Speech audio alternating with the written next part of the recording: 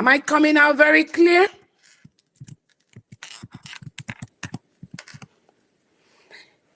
I hope everyone is listening. Can you hear me?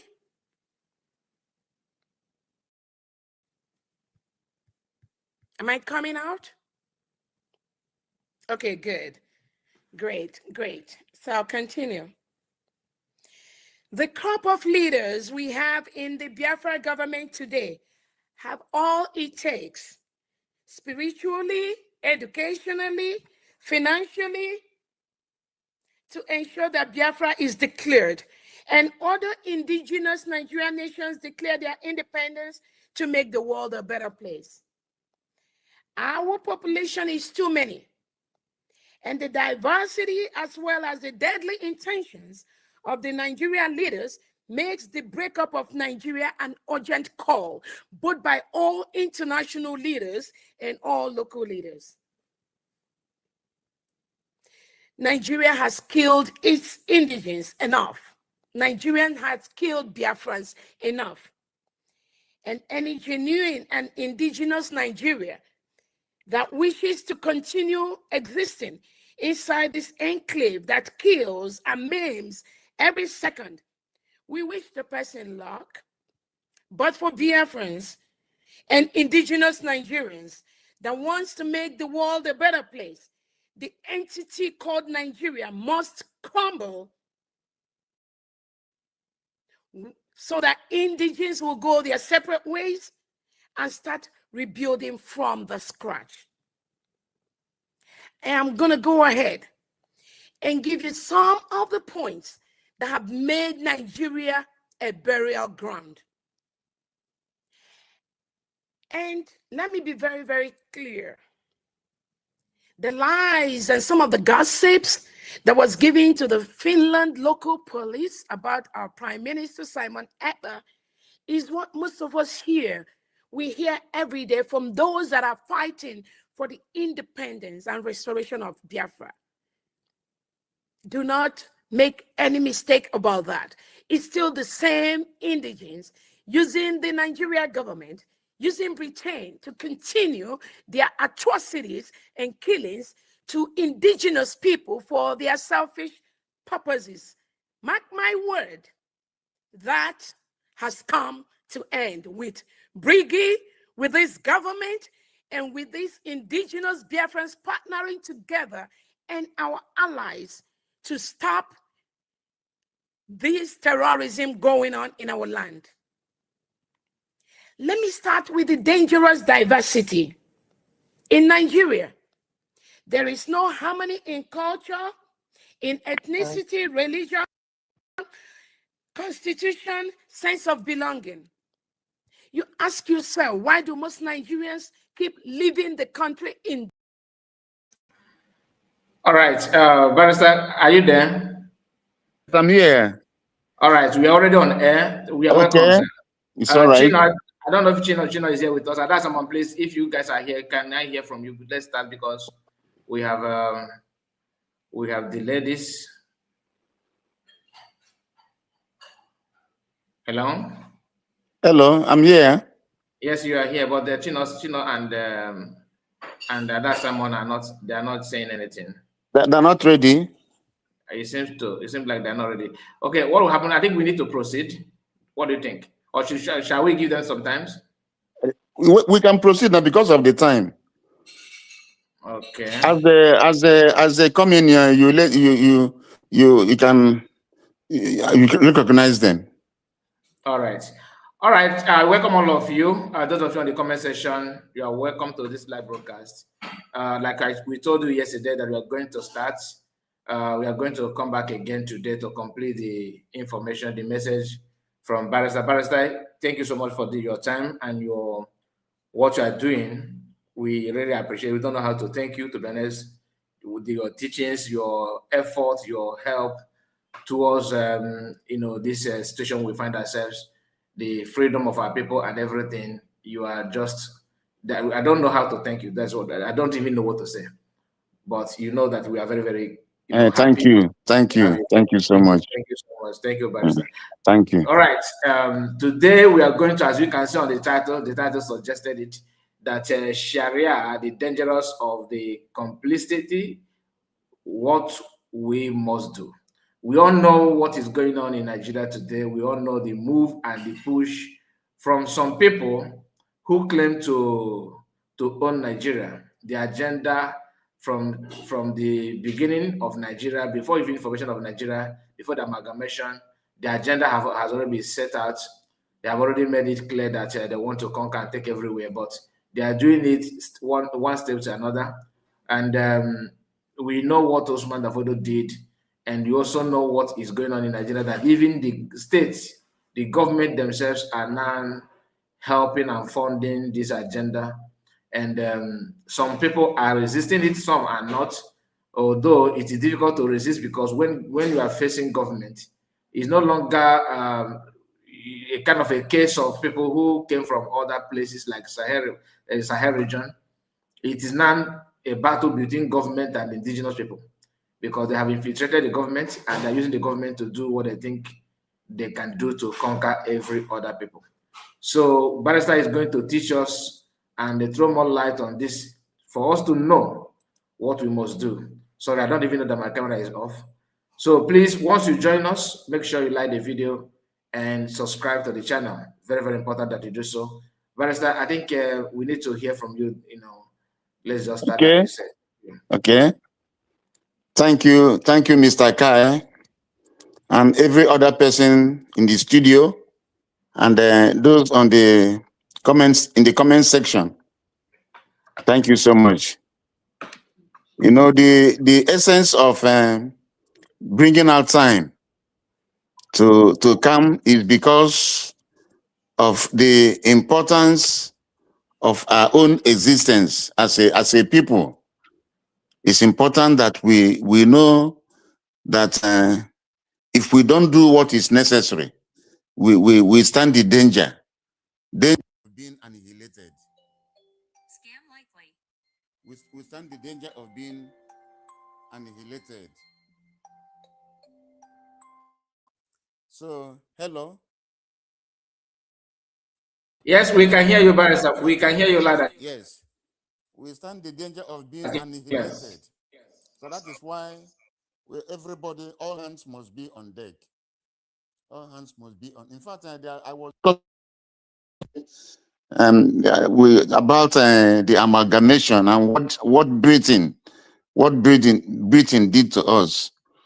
And the person said that in local parlance that Britain na pala nshi in my dialect pala mmadụ nshi, nshi. Na Britain pala nshi. What that is, they brought poison to us. They brought poison, very dangerous poison to us. That what it would have been is for them to come to our place with visa. Yes, they should come to our place with visa. Then if they need us, we go there as expatriates, go and do whatever we want to do for them, take their money and come back. Not what we have now. We are so, in fact, we are an endangered people. Biafrans, we should know that we are an endangered people. The place we are in Nigeria today, we are endangered. Because Britain shouldn't have amalgamated us with these other people that do not share our culture. And to make things worse, there is a political conspiracy between the Fulanis and the West, the Yorubas, all against us. So you can see that we are just in a very big trouble. It's so unfortunate that some of our brothers do not know that we are in trouble. Some of our brothers do not know because maybe they don't see far. They are not visionary. They do not see beyond their immediate needs. They do not see beyond their nose. They are satisfied with whatever they have now. So that is why we all must be very grateful to Mazi Nnamdi Kanu Onyendu. We shall continue to be grateful to him. We shall continue to be grateful to Prime Minister Simon Ekpa, and we shall continue to be grateful to Dr. Ngozi Orebweze, the DPN, who actually redeclared Biafra for, because without that redeclaration, it would have been a very dangerous. In fact, we would have been in a whole lot of mess. So the dangers of complacency, that is what we want to discuss today. In the shadows of Sharia, the dangers of complacency. No, you know that. Hello. Barrister, we are here Okay. with you. Don't worry, Yes. we are here with you. I'm hearing Okay. everything. Your voice is Okay. okay. You know that there are so many terrorist groups in Nigeria today. Or in fact, in the Middle East, all of them have moved to Nigeria. All these terrorist groups that once were in the Middle East, they have all moved to Nigeria. And you know that Turkey, Iran, Syria, Qatar, they are all in this game together. Qatar is getting the money. Turkey is getting the soldiers and the ammunition. No? And Iran, they are all in it together. And the federal government of Nigeria also is not that they are part and parcel of all that is happening now. Tinubu does not care. All he wants is to secure his second term.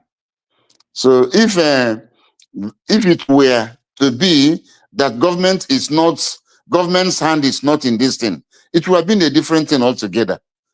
But government's hand is in it.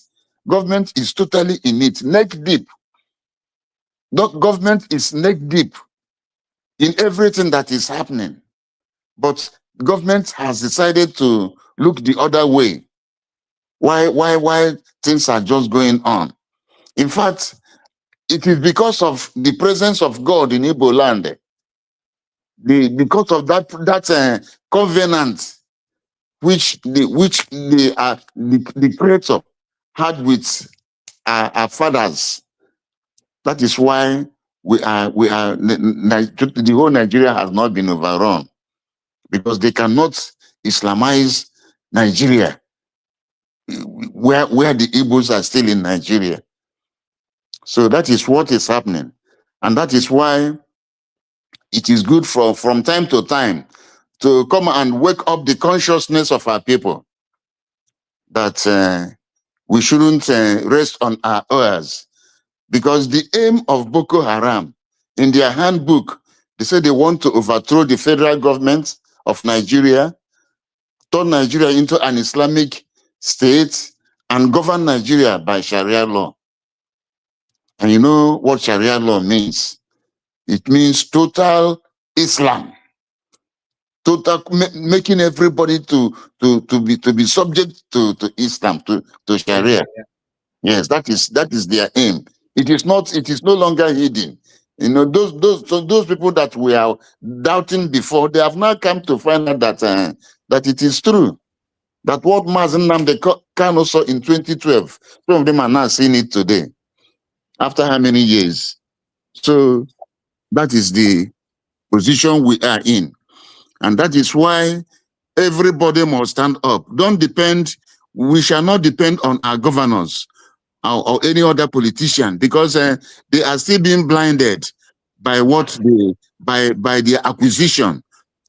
They are blinded by what they are still getting from Nigeria. It has blinded them. So because of that, they are not seeing far. They don't see the dangers we are complaining about. They don't see the dangers. So what I'm saying this evening is that the threat of Islamization is true and is real, and they are doing it systematically, gradually. They are doing it. All of you remember Obadiah Malafia, who once told us that they had meetings with some of them that actually repented, with some of their commanders, and who told them that some serving governors that time, serving governors were commanders of Boko Haram. All of you remember what he said, and that when they finished these local killings, they will come into the town and start killing important personalities, start going from house to house, killing important personalities. He said it. Yes, he said it. He said it.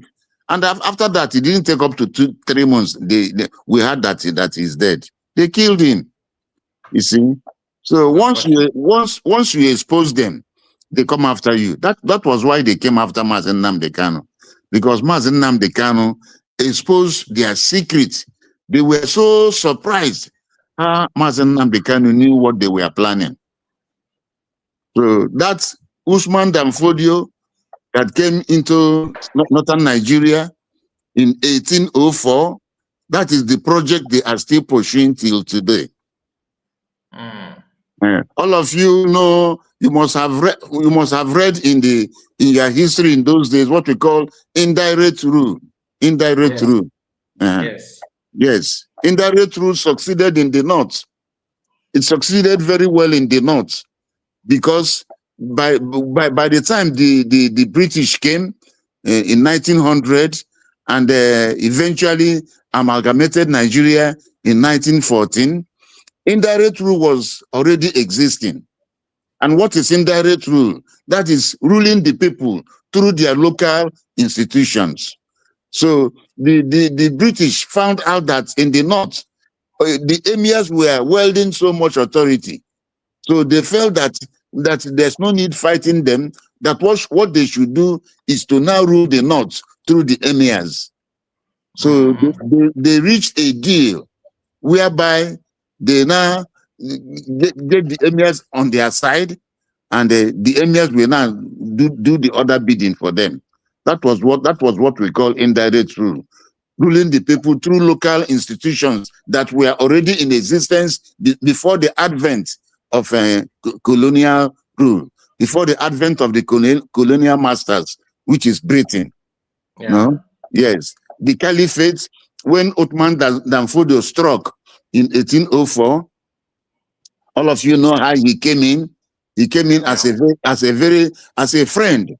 He came in as a friend. He told the Hausa kings then that he wants to teach their people Arabic, and from Arabic he polluted the minds of the young people that their kings were not practicing Islam the way Islam should be practiced, that their kings are evil, that their kings are bad, that they are corrupt, that they are evil, corrupt people, very, very corrupt, and that it is not, that Islam does not permit corruption, and because of that they should kill their kings.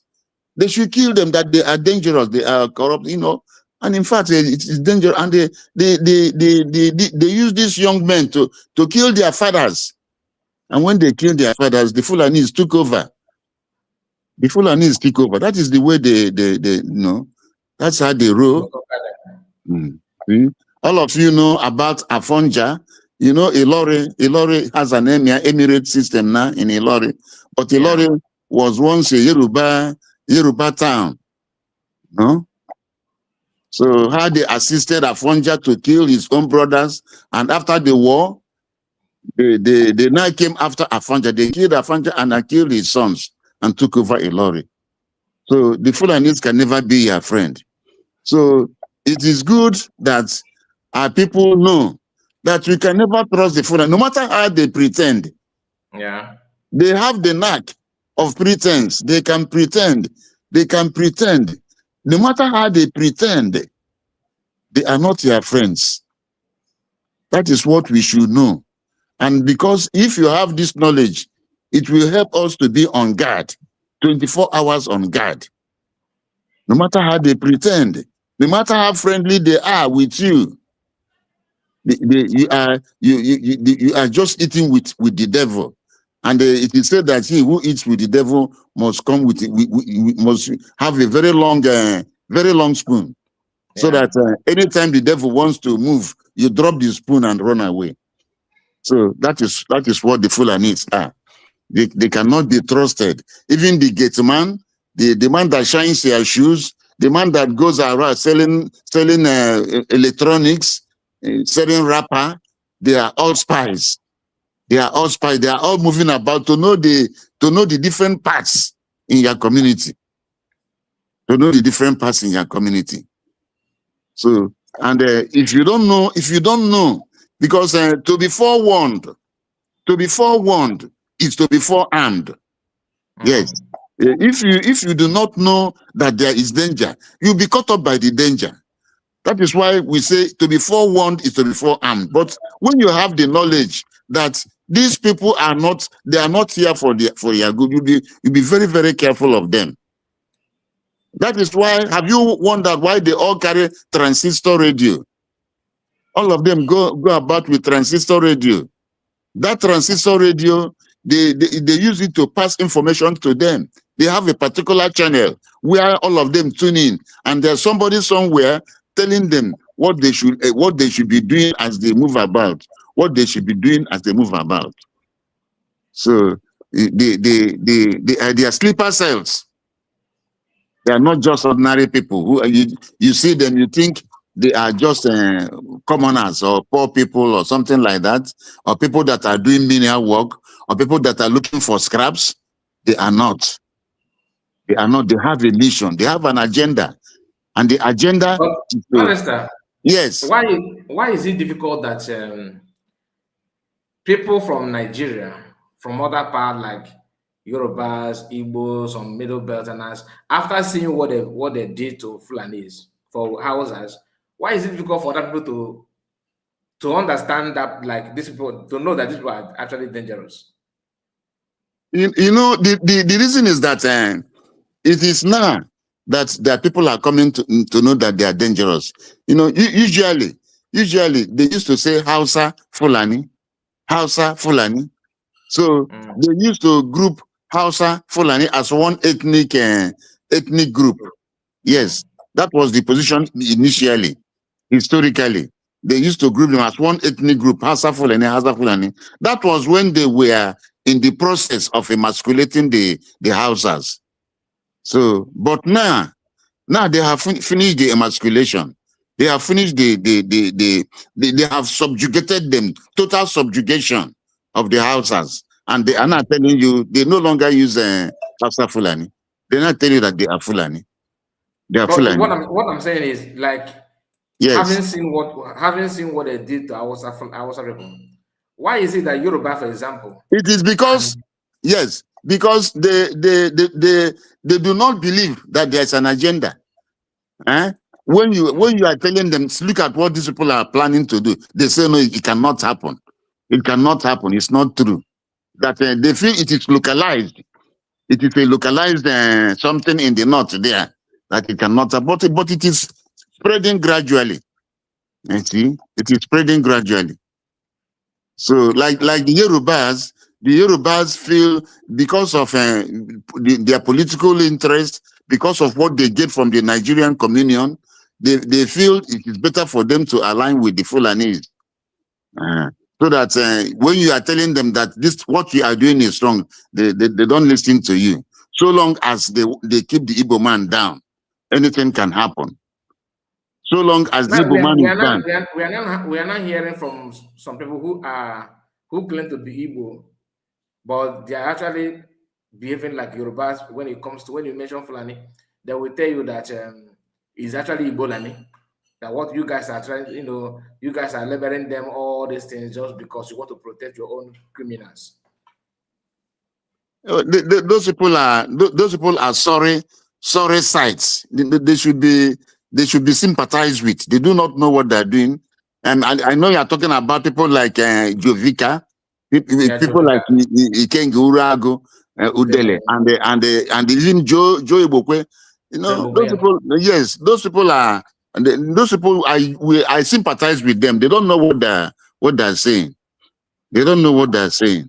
They are saying what they are saying out of ignorance. But we don't have to listen to them, because if we listen to what they're saying, or if we join them in their stupidity, they will be beaten by the rain. That is why we shouldn't listen to them. You see, we shouldn't listen to them.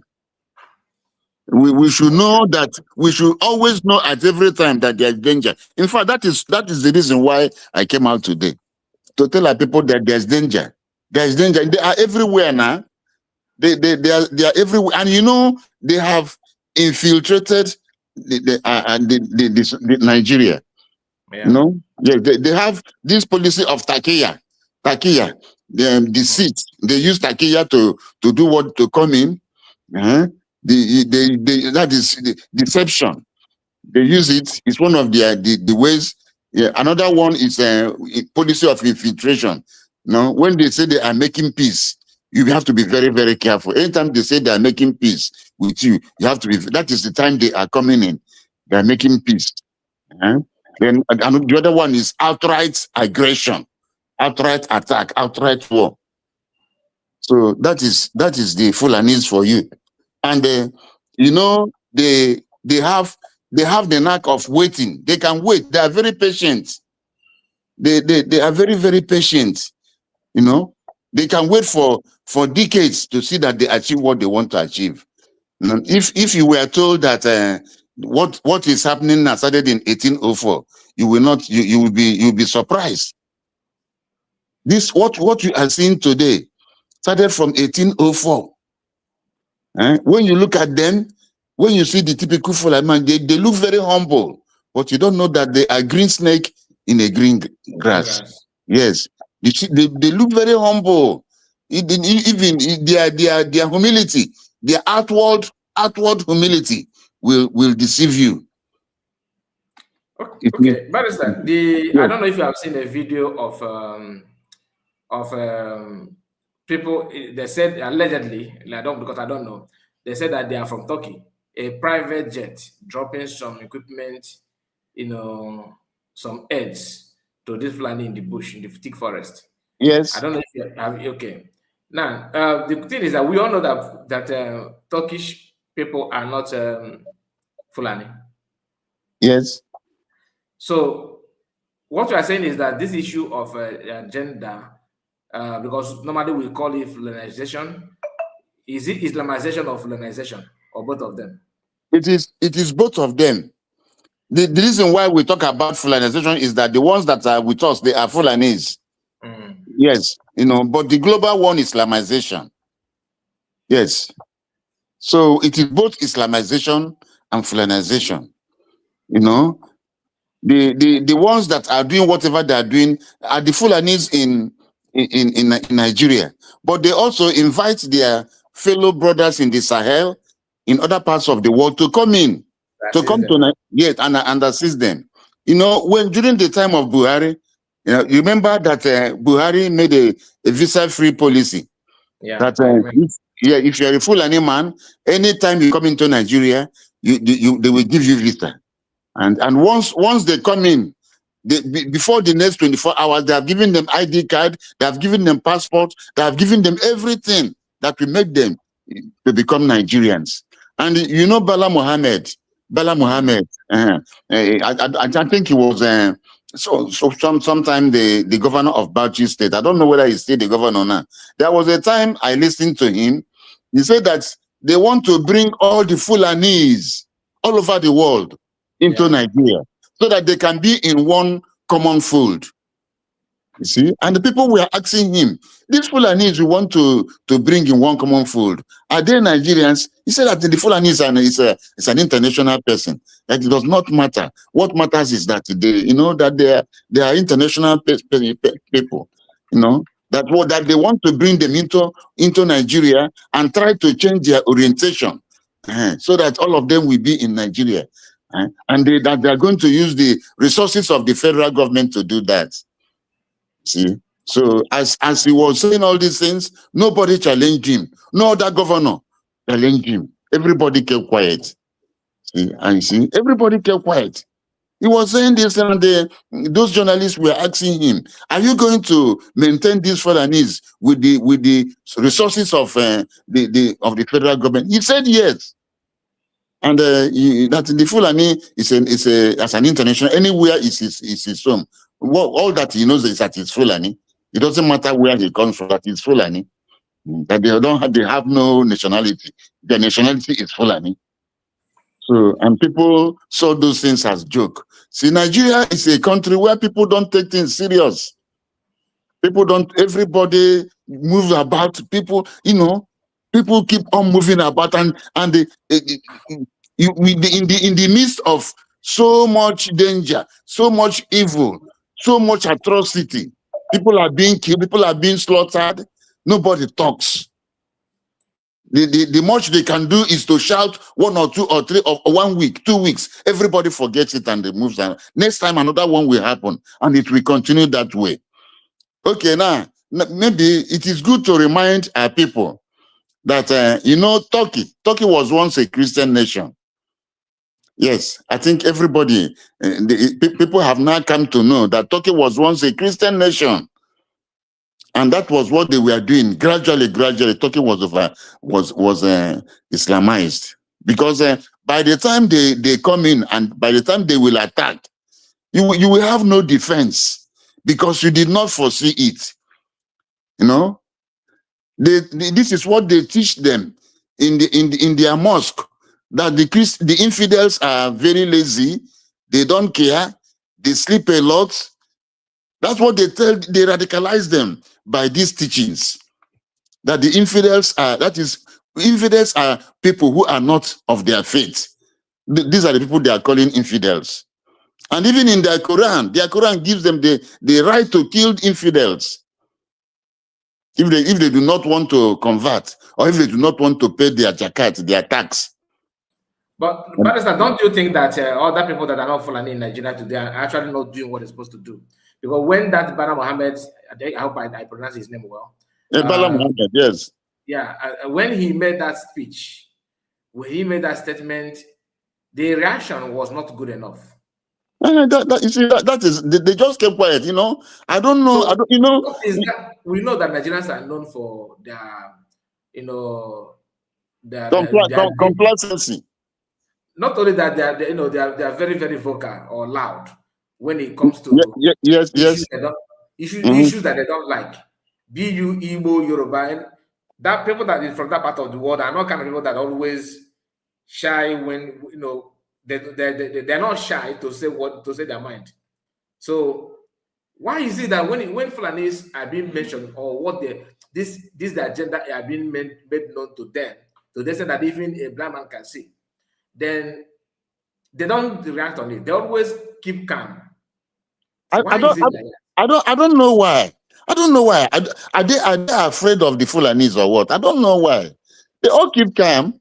Even the Nigerian media. The Nigerian media do not, the media in Nigeria, they do not report what is going on in Nigeria. Even when they do, they underreport it. If 200 people are killed, in a place, they will tell you it is maybe 50 something or 60 something. They won't tell you the exact distance. They just underplay it. And even when even in the electronic media, when they want to announce it, it's just one sentence. They just say it in the passing, and they continue in their news. Because we all know, Barrister, that there's no tribe in Nigeria that will do that will carry out this attack, especially in Yoruba land like Oyo State, and if people are not calling them out or even challenging them, because Yorubas that we know how they normally talk to Igbo people, they are not afraid of Igbo warfare. I don't know why, but they are very, very afraid of Fulani. Could it be because of the political power that Fulanis have, or I don't know. What do you think is the reason? Is it because of the Fulani that for violence? It is because of because they want to remain in the good books of the Fulani, so that when Fulanis are coming after them, so why must they see themselves to be in good book? Their political leaders want to remain in the good books of the Fulani, so that they can be gaining some political advantages, over the Igbo. That is why they do those things they do. Because if for instance now, could you just imagine if it were the Igbos that are doing this thing, what is happening in Nigeria now? Exactly. That's why I asked that question. Yes. Exactly. If it were the Igbos, my brother, by now I don't think anybody would be staying in Igbo land. They would have wiped the whole of Igbo land. The federal government will they will bring out all their planes, all their armored cars, all their soldiers. They will wipe out Igbo land. if it were Igbos. But look at what is happening in Nigeria. Because it is the Fulanis, nobody is saying anything. Tinubu is not saying anything. So that is why our people, we must help ourselves. We must help ourselves. Go and look for a gun. Go and look for guns. Look for guns. Pump action, whether it is pump action, any type of gun. Don't you think that to get the license will be difficult? Join vigilantes. Join vigilante groups and join hunter association. Hunter associations, they have license for guns. They give them license. And they any kind of gun or just at least pump action. And let people join it in their numbers. Because if you come out in numbers, you will, even though they have AK-47, you will defeat them. And if they know that where they are going, that people are armed, they will retract. They will think twice. Because since the Fulanis don't care to have license to present their own, to go for license, because they are bearing arms and they are being backed up by the politicians publicly. So nobody's talking about who is giving them license. Instead, their political class are the one defending them by giving reasons why they must bear the arms and all that. So why can't other people acquire their own arms without bothering about license? What do you think? What do you think about it? Yes, you cannot easily acquire yours without license. Kai, because I cannot hear the barrister. I don't know if any other person can hear him. I cannot hear him from here. You cannot hear barrister? No, not at all. Why? Okay, just hold on. Since when, or since you joined? No. When he started talking about the Fulanese, that's when I stopped hearing him. Okay, let's hear. Adasaman, are you here with us?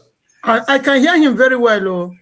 Okay, my brother Rosel, go out and come back, please. Just check out and check in. His voice is just loud and clear. Yeah, from my end, the same thing. So what will happen? Well, because once Rosel comes in, I would like him to hold the mic together with Adasaman. Then I will go out and come back again just in a few minutes. Barrister, when we talk about the issue going on, let me adjust this. When we talk about the issue of this Fulani, what Fulanis are doing now in the Nigerian space, most especially the northeast, north central, and what have you, we cannot just shy northwest, yeah. We cannot shy away from what they're also doing in the east, because they are also pushing in their own little manner, in their own little way, to penetrate our land and all that. So, are you suggesting that we should hope on the government, like we of us are hoping on their government, on their governors and all that? Do we also fold hands and wait for them? Is that what is? I've said it repeatedly. I've said it up to time that we shouldn't hope on our governors, on our government.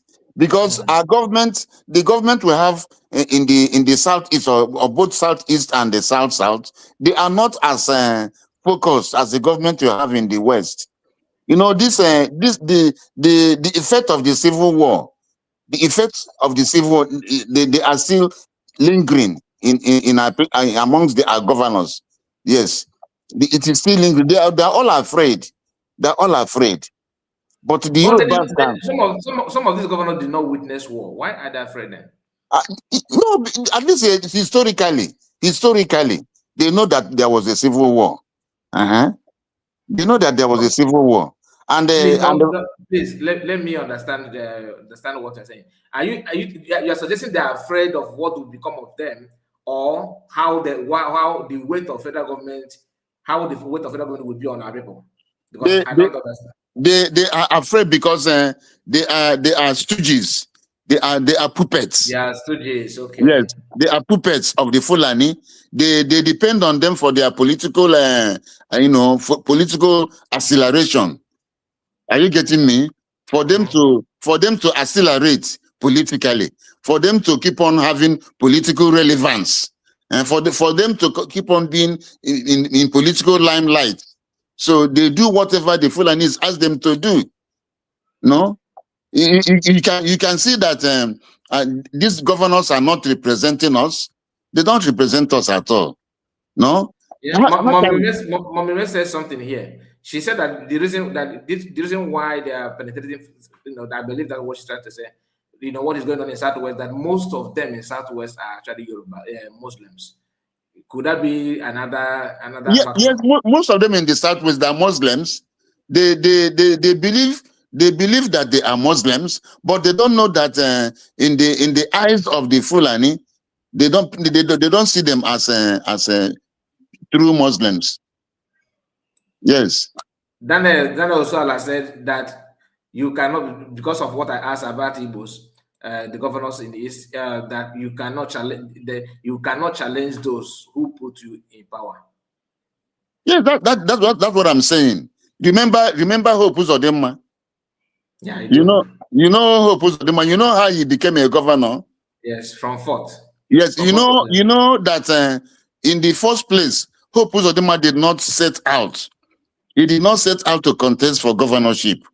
Hope Uzodinma was brought in by the people of Owerri zone to help them edge out Uche Nwosu, who was Rocha's brother-in-law. Are you getting me? Yes. The Hope Uzodinma was not contesting from the beginning.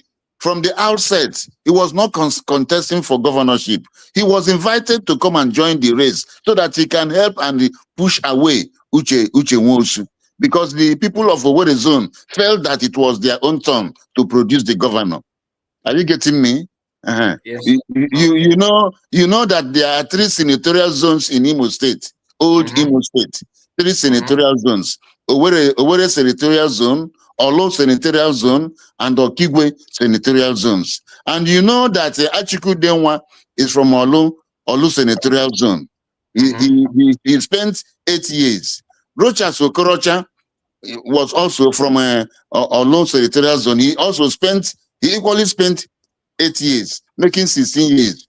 Then how do you think that the Imo electorate will also bring another person from Olu zone to come and spend 8 years, which means the one zone has taken 24 years. Yes, but Ugo is not from Olu. He's from Olu. So how can 3, Achiku Denwa, Rochas Okorocha, Hope, all from Olu. So is the Imo electorate, are they fools? No, they're not fools. They're not fools. Yes, equity is equality. Equality is equity. Are you getting me? They are not fools. So Hope Uzodinma did not come to contest. It was the Fulanis that told him, don't mind. Go to the tribunal. Even if you lose, continue until you get to the Supreme Court. When you get there, we shall turn everything and make you the governor. So all right, let me allow our brother Rosette to engage you. Yes, I will be right back. Rosette, almost your mic. I don't know if you are still with us. Can you hear Barrister now? Rosette, are you there? Yes, my brother, I am here. God the mic is yours. I will be right back. The mic is yours. Okay. Anyways, I just wanted to greet Barrister. I want to greet you specially today. I think I have time to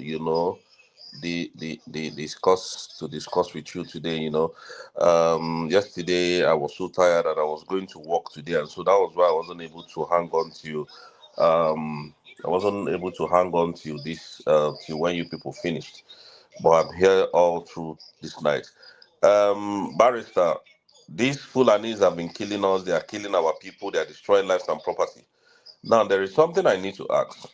Self-defense in the southeast, in the whole Nigeria, is it a crime? How can you ask that question? Self-defense is no crime. Okay. Self-defense is a perfect protection under the law. Okay. Yes. So why is it that No, but Barrister, I'm just asking this question because sometimes, we tend to forget things, and then maybe we don't know, maybe if they change the law overnight while we are sleeping and we're not, we are not up to date with what is going on in the world. So, if self-defense is not a crime, please, Barrister, can you explain to me and to Biafrans why Mazi Nnamdi Kanu and Mazi Simon Ekpa is serving prison sentence for defending their own land? The reason why both Mazi Nnamdi Kanu and Simon Ekpa, why they are serving prison sentences, prison terms, is because to pave way for the Fulani agenda. That is just the reason. To pave way for the Fulani agenda of total Islamization. That is just the reason why. Because they know that these two gentlemen, they are formidable. That they are formidable. And if these two gentlemen are left unchained, that they will find things very, very difficult to penetrate in the eastern region, former eastern region. So even to penetrate even the west. So that was why they reined them in. That is just the only reason. It is not that they don't know that what they were doing is the proper thing for them to do. You see, they have this is an agenda that started in 1804. At least you have heard now that they say they are Mahdi, what they call Mahdi, the Islamic Jesus Christ. They say their Mahdi is coming. And that is that this Muhammad is from the bloodline of that Mahdi, that they are Mahdi. And even the Uthman Danfodio came through Muhammad, the same bloodline. And all the emirs in the north, they are also of the same bloodline. They are preparing for the advent of the Mahdi, for the coming of the Mahdi. And that the place the Mahdi will come is in Sokoto. And that God and their Allah gave them Nigeria. It is, in fact, they say the Nigeria belongs to Uthman Danfodio. These are the teachings they give them in their various mosques. You see, by these Muslim clerics. The government cannot pretend that it does not know. But because of this agenda, and because the present government, even though he's a Yoruba man, but he's a Muslim, and his ambition to continue in office is the reason why he is not talking. He is not doing anything. Whatever you hear him say is just lip service. Somebody paying lip service. So it is people should know this thing, and they get prepared. We should get prepared. Form very strong vigilante. Equip our people, these vigilantes, with CCTV. Even if it's possible, hang cameras that can dictate when somebody is coming. No, when somebody is coming, you dictate that somebody is coming from a distance, because the government will not do anything for that. So self-defense is your right. The case of Sunday Jackson, at least it sparked worldwide, disturbance. The world was so disturbed. How can somebody came into your farm to kill you, and you were lucky? He was very, very lucky. That full man would have killed him. But the thing went to court. So that means that the court that presided over Sunday Jackson is a Sharia court.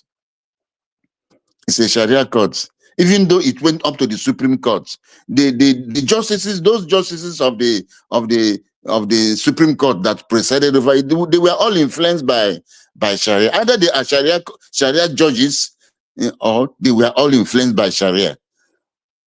You see, and in the courts, if there's what we call lead judgment, if there are 5 justices, if 4 of them give judgment on one side, and the other person gives another judgment that is not the same thing, that one is called dissenting judgment. That dissenting judgment cannot override that of the other 4.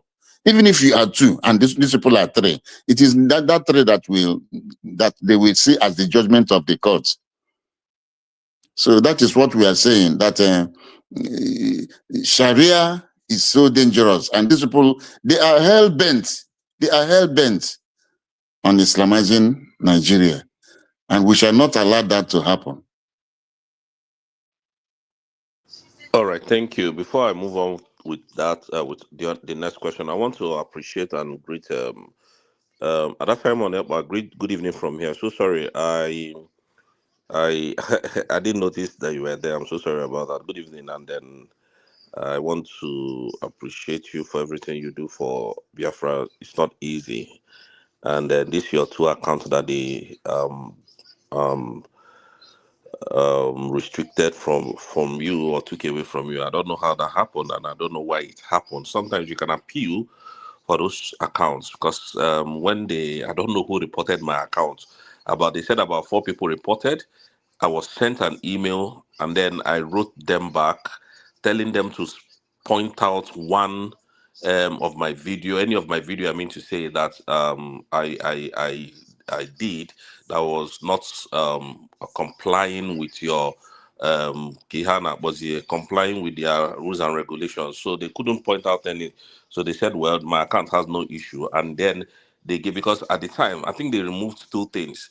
I wasn't able to, I was struggling to come live. Then they banned my email from, I don't know, they did a lot of things, but I had to restore them back. And then the next thing they tried to do was to hijack their accounts. And somebody, I don't know if they do that to hijack their accounts. So I couldn't log in with my email again. I couldn't come in. So I have to use my computer to reinstall everything again. So sorry about that. And then good evening from here. Then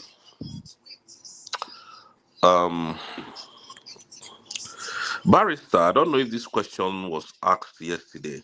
This Okay. question is for you now. Barrister, please, I wanted to find out anybody that is incarcerated, just like, what is it called? A leader of a country that is incarcerated, and the court gave specific, what is it called now? And there were laws that was passed against that individual, that the person should be kept in a secured prison without him having access to any gadgets, and he has access to his lawyer and all whatnot. Now, I want to find out, I don't know if this question was asked yesterday, does that person have power to sign as the president or as a leader? A leader is always like, okay, you take them like a president. So does that leader has power to sign executive orders? Executive orders, I know that is being signed by presidents, but does that leader, as a president, as a leader, has power to sign orders or to give orders, and instructions must be carried like this and like that, and the company or the people who he or she is guiding or ruling will put that into maximum effect? Is that applicable in law?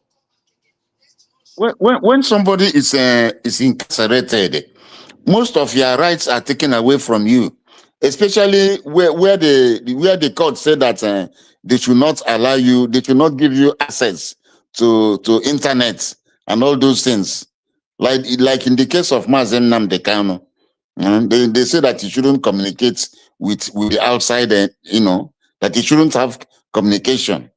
You see, but that means that they don't want you to, you shouldn't do anything that will jeopardize even your stay in the place you are.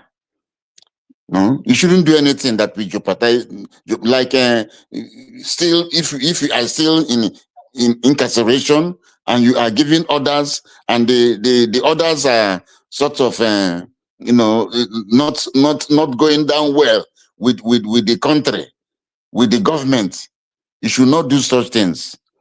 Like the question of this DOS something which Mazen Namdekano did of late.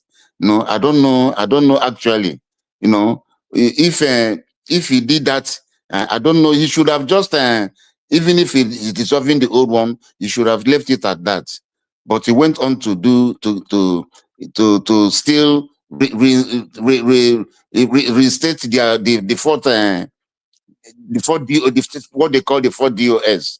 And you still remember that even in Nigeria today, they see IPO as a terrorist organization, because of, even though the court has not pronounced that, but that is what how they see in IPO. I feel he should be more careful about that. Vagabond can send to her because me. All right. Sorry about that.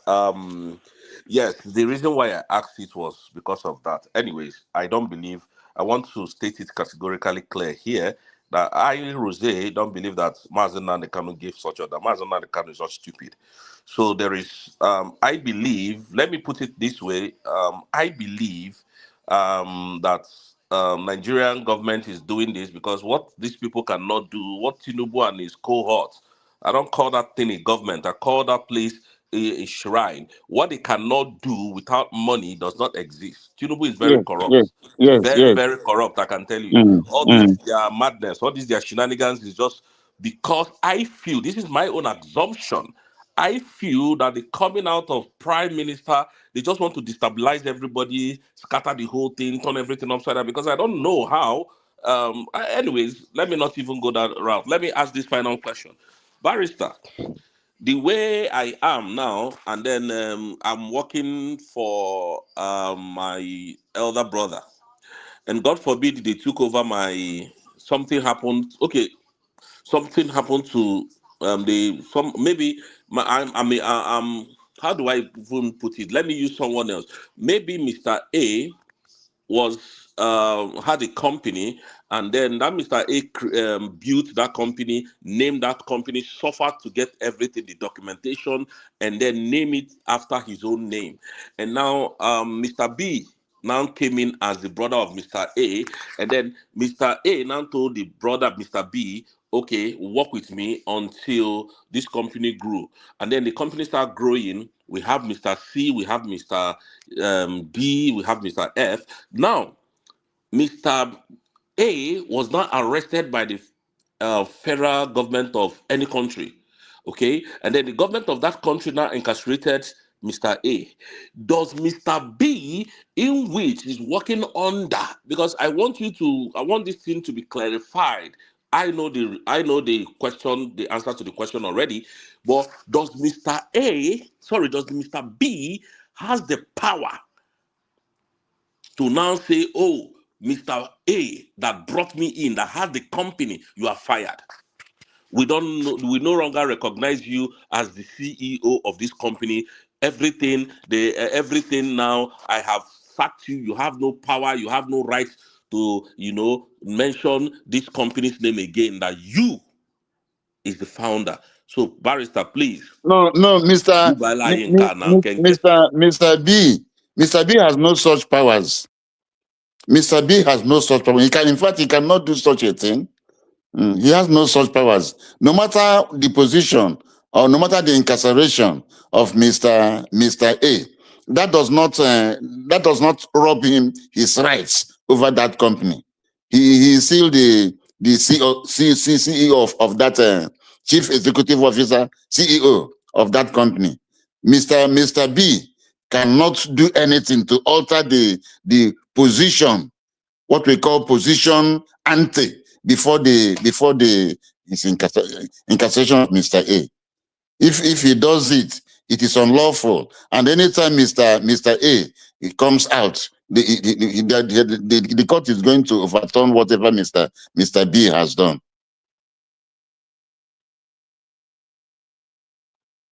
Hello. Okay, thank you so much. That is the last question I asked, and the reason why I asked this question, there are some people. I don't know. I don't know. Please, Barrister, when I finish putting this out there, please, I don't know if you can explain to us. Can you Yes. explain to us what? Please, who created Nigeria?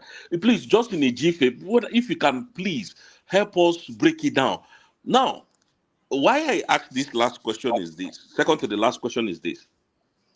The DOS said they have sacked Mazen Nandekan. Mazen Nandekan is laughable. That Mazen Nandekan is no more in charge of IPOB. So, I'm just, it's very laughable. So please, who created this country called Nigeria? Thank you. Well, Nigeria was created by Britain. Nigeria was created by Britain for their own, for commercial interest. Nothing more, nothing less. And when they come, they tell you there is a power in strength in diversity. The diversity we have in Nigeria is a very dangerous one. It's a diversity that can never blend. It can never blend. It can never work. It's a very dangerous one. Are you okay with the answer, Rosette? My brother, what do you want make I talk now? They don't talk, so they don't sack my in the canoe. I just see the laugh. They don't have the powers. They don't have the powers. How can you sack somebody who instituted you, who set you up? Now, that is madness. That is madness. Thank You you, see, sir. I don't laugh Taya, about these people. when did they say that? It's You, trending. Nigerian media, they carry up now. I have read Nigerian about media it. carry. Now, Now, you even never hear. Arise will punch. All of them are, you know, That is rubbish. They don't have the powers to do that. but you don't blame them, Mm. Barrister. They don't have, and also they may be working for the federal government. No, they are. They are. Mm-hmm. Today I have concluded within me that is what is playing out. Mm-hmm. You see, They're what they're doing, because we know some individuals that are no longer hiding their own alliance with the Nigerian government. Mm-hmm. But what they are doing currently is they have succeeded in recruiting people that work close to Mazda Modekano. That money that Mazda rejected, part of it had been shared and disbursed to them. So they're actually enjoying that. There's okay, just for you to know the people that are saying what Rose just said now. If you hear them, you in fact you will know the reason why they are not normal. Like just please pay attention. Let me just share this with us before you continue. Hear this. Mazen Namori Kano is still in myself. Wonderful. As we see that Wajuduke is not doing it right, he has to come and join Emeka Emekesiri and his team, who are almost barrister, all of them. I think they have one doctor there. The rest are barrister. They have one colonel. What happened to these people? They make the wrong person a leader. You are not going to like it, but these are the bottom truth. I know it hurts when you say they make the wrong person a leader. If Mazen Namor Khan is not a wrong person, how do you always grab things you never form? How do you always grab things you never initiated? How do you always make things that people bring the idea? The end of the day, you grab it, you make it your own.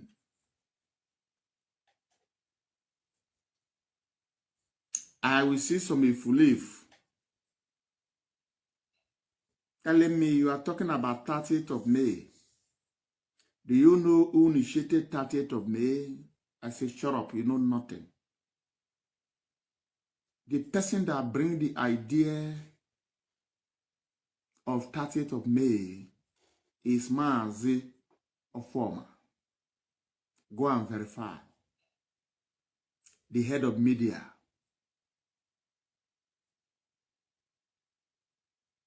That is the reason Mazi Namor Kanu always first and foremost bring men with wisdom, with idea, closer to himself. Once he finished using them, milking them, he will not destroy them with propaganda. We will not jump and begin to castigate innocent people. Let me just stop him here. Let me just stop him there. But I want you, please, sorry for this question because No, go on. We are not deviating from the topic. I want you to, please, can you explain to us what is propaganda? Propaganda is spreading false news in order to corrupt the mind of your listeners, to divert the mind of your listeners, in order to make your listeners believe what you are saying as the truth. Or whereas it is a lie. It's a lie, yes. False news. Like what I just listened to now. You see, this is the voice of a saboteur. The voice of a drowning man. The voice of somebody who is disgruntled. This man is disgruntled. He's not happy.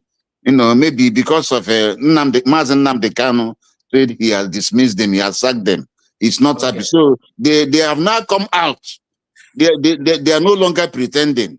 Even if Mazen Nnamdi Kanu comes out now, they are prepared to fight him physically.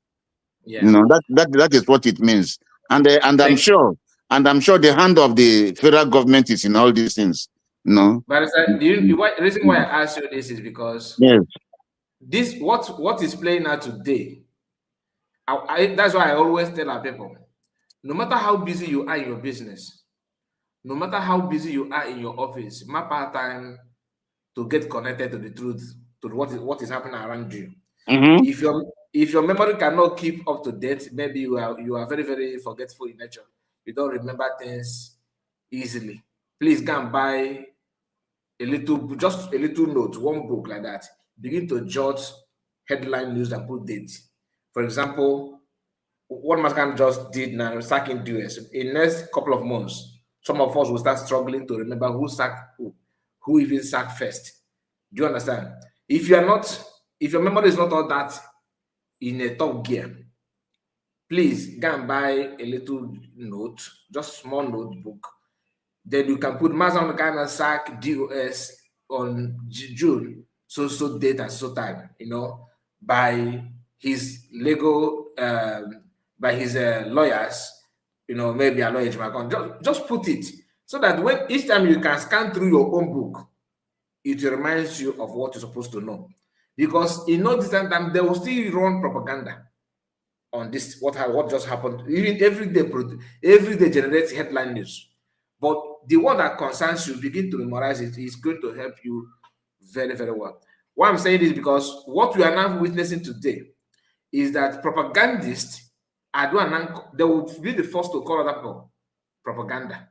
This guy is here telling that Mazan Nnamdi Kanu is not the originator of IPOB. That it was actually who did he even call? Emeke Mesre that formed it when Mazan Kanu was still in Masop. This thing is a lie.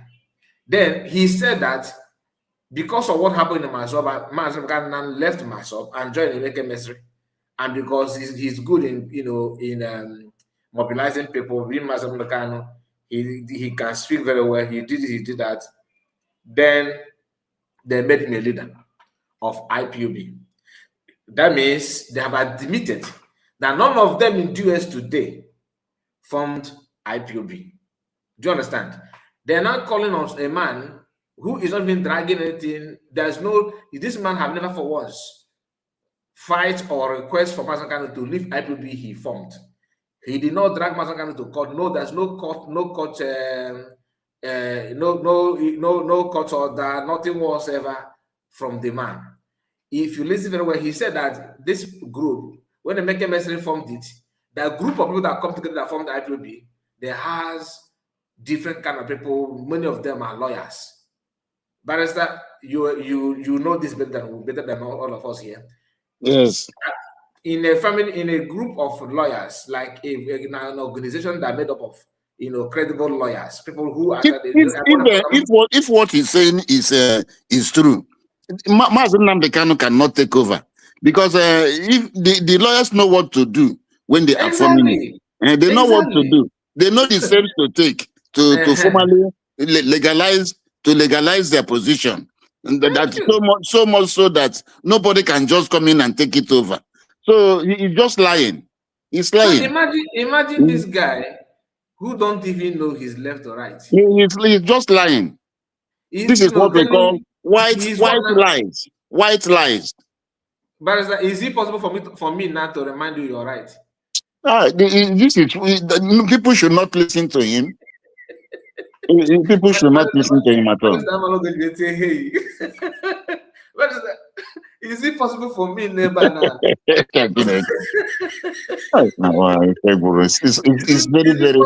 very unfortunate. It's very unfortunate. Barrister is here. It's very unfortunate, honestly. Want to remind you you're right. No. This guy is here. I've not had this Emeke Mesri. I've not heard his name before. Oh, I think I have heard about his name, but I can't remember what he's done. I've not heard his name before. It's not true. It's not true at all. In 2013, when Mazakan was doing his broadcast, radio broadcast and everything, there's one man that normally call him before he even after praying. The man will be the first to make his speech or submission. His name is Barrister Imam Mezu. Okay. A barrister. So you think, and this man is in abroad though, in UK there as of that time. If someone is that kind of person that these gangsters are painting him to be now, imagine the level of people that have been working with Mazakan, they will just ignore Mazakan. They will, really? You think that is possible? So in this one now, apart from carrying flag, Biafran flag and marching in of Europe, these people cannot do, and they don't even know what kind of document to submit or where to submit it. And that is why all of them were against PM Samonekpa. First and first, PM Samonekpa he's a young guy, very, very young to compare their age, compare their own age. And again, he knows a lot better than them. So that triggered their enviness and jealousy. They begin to plot and plan how to keep him aside and all that. And Mazakan, as a very, very intelligent man, knew this. What he did, he was just he had just allowed them because the movement needs people, right? But he keep on selecting people that he can work with, sidelining them, and just keep moving on. And he always remind them that I need 100 men, even though he has thousands. That's if you are sensible enough, you should know that you are not actually being rated by him, because he knew that what I want, you guys want a different thing. You keep on fighting your criminality, keep on fighting you. That's why he said, I am tired of broadcasting. Why? Because the more he talks, the more you guys act as if you don't hear what he was saying. So now he's here to lecture us the formation of IPOB, and for you to see how dumb this guy is. He even opened his mouth and said that people that formed that IPOB are people of caliber, like lawyers. And after forming it, yes, that will tell you that he's selling lies. He's selling lies. He's selling lies. He doesn't know what he's saying. He doesn't know what he's saying. Look, let me tell you, a lawyer. You cannot take what belongs to a lawyer and he will just keep quiet. Just keep quiet. It's not possible. It's not possible. Nobody does it. Nobody does it. No, because all through your training as a lawyer, they always remind you of your rights. You know your rights very, very well. That is why when you come to freedom fighting all over the world, you see a lot of lawyers are involved because of rights. Right? Yeah. Lawyers don't joke with their rights. They don't like oppression or suppression or denial of rights, because that is the core content. The core content of the that is what I trying to do. Yes. Okay, Barrister. Thank you so much. Thank you. That is the core content of law. So I think what happened was that when Mazi Nnamdi Kanu was broadcasting, and when he was still using, he was just he knows that these people are fools. So he yeah, was you understand it very, very well. he was using their nuisance value. He was using their nuisance value. Yeah. Mm. Thank you so much. Okay, Ada Simon, let's hear from you. He was using their nuisance value. Remember, we are still on the topic we are discussing, so that we don't digress so much. Okay. Mm. Okay. Ada Simon. Ada Simon is not here with us. I don't know whether Biafrans know, or whether you have heard that the government of Nigeria went back to it. Is the wife of this the Oluremi Tinubu went to US, and they have spent $150 million. Lobbying. Again. Yes, that is the latest this in news now. If you go to VOP yesterday, you will get the news. No, they have spent $150 million lobbying so that Trump will not take any further action in Nigeria. They are not serious people. One thing that Trump, you heard what Trump said yesterday. I think in their G7 meeting, he said that once he's done with Iran, and which he has finally concluded Iran's business deal yesterday, they have signed what they call memorandum of understanding that Iran is not going to have nuclear weapon in their life. That has been signed, done, and dusted. He said he's going to come and face Africa. So maybe that's why Tinubu's wife is panicking. Maybe that's why he collapsed America. Please, you hold the mic. I will be right back, Rose. You and the barrister, and Ada Simon, Mama Simon, and Ada Simon, you guys are welcome. And please, once the barrister is done, you can also comment, and I will be right back in the jiffy. So they are spending so much money lobbying, lobbying congressmen to dissuade Donald Trump from taking any further steps in Nigeria. That's what they're doing. That's what the wife is even more dangerous than Tinubu.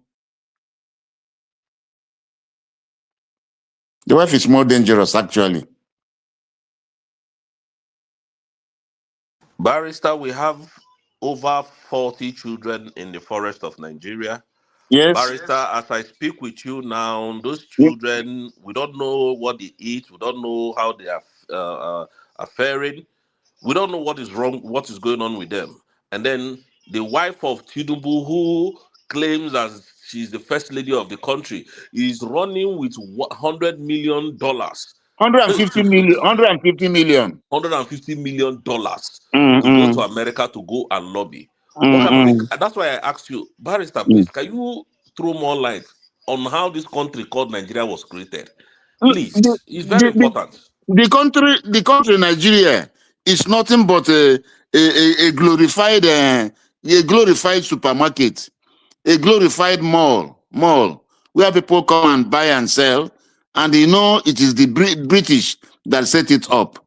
So everybody that comes to Nigeria, all these presidents, they're just coming there to steal and loot money. After all, it was Tinubu said he did not believe in Nigeria sometime, but now he is singing a different tune. So Nigeria is not meant to succeed. Nigeria is not meant to be a country. If not, how can you bring people of people of disparate value system, people that have different value system, people that can never, you bring oil and water. How can oil and water mix? It is not possible. So that is what the Britain knows what she did. They want Nigeria to remain like this so that they can continue taking the mineral resources from Nigeria for their own good. So Nigeria was never meant to succeed. And Britain knows about this agenda. That was why when they came during that indirect rule, they did not touch the Islam. They didn't touch Islam. The Fulanis told them, the emirs told them that they should, the Sultan say, don't leave our religion, leave our religion, you know. And you know what we call the feudal system, where one person is Lord, all other people will come and eat up from their table. So that is the case of northern Nigeria. So Britain left them like that. They don't send their children to school. It is only a few select people that go to school, so that they will be easily malleable. You know, when somebody is ignorant, when somebody is not educated, it is very easy for you to manipulate him. So that is why those Alamajiris in the north, if you tell them to go and kill somebody, go and burn a church, they just go, because they don't know what they're doing. So Nigeria is not meant to succeed, and Nigeria can never be one. Nigeria cannot succeed. This agenda, the Sultan of Sokoto said that this thing will take decades. He said it will take decades. And from time to time, you hear them saying that it is only God that will stop this terrorism, because they know that it will not stop, because they have one mission. They have one mission. They will only stop this thing when they have fully Islamized Nigeria. So that is just that. After all, this thing did not start. It started since 1804, and they are still pursuing that agenda.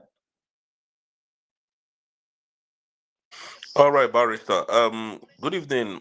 I think this is Mommy Stella. Can see, is this Mama Ada Simon? Okay. Madam Stella, good evening. And then I don't know if you have any questions to ask Barrister before I continue. Good evening, Ma. Can you hear me, Ma? All right. Barrister, I want to ask. Yes, go on. These killings that the Fulanis are killing Nigerians, killing everybody, trying to slaughter everybody before we can breathe. I want to ask, why is Amnesty International quiet on sanctioning Nigeria? That's the first question. Second question is, what right has a judge? What right does a judge have to sentence a man? And after sentencing a man, does the judge have a right to pass, to give order on where the person is going to serve verbally without written document of entering that in the document of his sentencing? Is this permissible in law? No, it is no, it is not. Whatever, it is not permissible. What he says with his mouth after giving judgment is what we call obiter. It is called obiter dictum. It is not the ratio. He's supposed to write it. It is. I don't know whether he wrote those things. He's supposed to write it. It should not be just mere verbal instructions. But you know, in Nigeria, all of them are working towards one aim. The aim of both the executive and the judiciary and the legislature in Nigeria is to keep away Mazen Nnamdi Kanu. So because of that aim, because of that singular aim, anything can go. It is anything goes. And you know that Mazen Nnamdi Kanu can never get justice from Nigerian courts. He can never get justice from Nigerian courts, because they don't want him to be free. They don't want him to be free. The only thing that can bring out Mazen Nnamdi Kanu is pressure from USB, diplomatic pressure.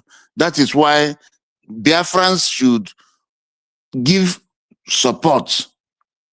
Biafrans should give all support, both moral support and financial support, to the USB government, so that they can carry out their diplomatic war against Nigeria perfectly. Because for the government to move about, from countries, some of the meeting these influential presidents, influential countries in Europe and America, it requires financing. It requires financing. So that is just that. Mazin Nnamdi Kanu, no Biafran person will get justice from Nigeria in the courts. It is not possible at all. Okay, I just want to ask another question. Yes. Now, this question goes. This question is all about the money you have just called that Nigerian government is trying to lobby in Yes, that America. they are. $150 million, right? Yes, $150 Okay. million. Yes. Okay. Is that not a direct indictment to Nigeria trying to bribe a nation to believe in their fraud? Is that You know, not indictment? yes. Now listen. You see, the members of the Congress, they are individuals that were voted into the Congress is the Senate and the House of Representatives in the US, So it is not the government per se. They are not bribing the government because when you say talking about bribing the government, you are talking about maybe the man in charge, the president himself, and the very close, persons around him. It is not that. It is some members of the Congress, so that through those members of the Congress, they will be downplaying whatever Trump wants to introduce in the Congress. If it is something that requires voting, they will like to use their numbers to defeat it, so that it will not pass. Are you getting what I'm saying? That is Yes, I'm with you, sir. that is what they are doing. For instance, now, if the law requires that before the president can do this thing, he has to bring it to the Senate. It has to be passed through the House of Reps and the Senate, and maybe joint session of both the Senate and House of Reps. This money they are spending on these individuals will be going, telling their members to forget about, they can just trying to convince them. It's an internal affairs. It is not true. That is just what they're trying to do. That is what they're doing. So all this borrowing. Tinubu has borrowed more than 200 trillion since he came into office. To fight Biafrans. Yes. To fight Biafrans. They are going about bribing people. For instance, now, if Mr. A is the president, and maybe you have about 100 people or 200 people around you that you interact with, you seek their advice, and somebody comes and bribes as maybe about 2/3 of them. It will be very difficult for you to do anything. It will be difficult for you to do certain things you want to do. So that is what they are doing. That is, and the Laddie Thompson, Reverend Laddie Thompson, that gave this interview, said that there are some people that he used to talk to before, and they were very willing to listen to him about Nigeria, about Christian persecution. But since Nigeria is spending this humongous sum of money, that when he goes to them, they feel to be dampened. Their morale is dampened. They are no longer sounding the way they used to sound before. So that is, and Tinubu, the philosophy of Tinubu is, what money cannot do, more money can do it. What money cannot do, more money can do. He's corrupt. He's corrupt. And he knows he's corrupt. Like in Nigeria, the judiciary is with him, the Senate is with him, even the House of Reps. So that is his aim. Not even Mr. Trump may not even know about what is going on. And when you come to the US, you see the Democrats and you see the Republicans.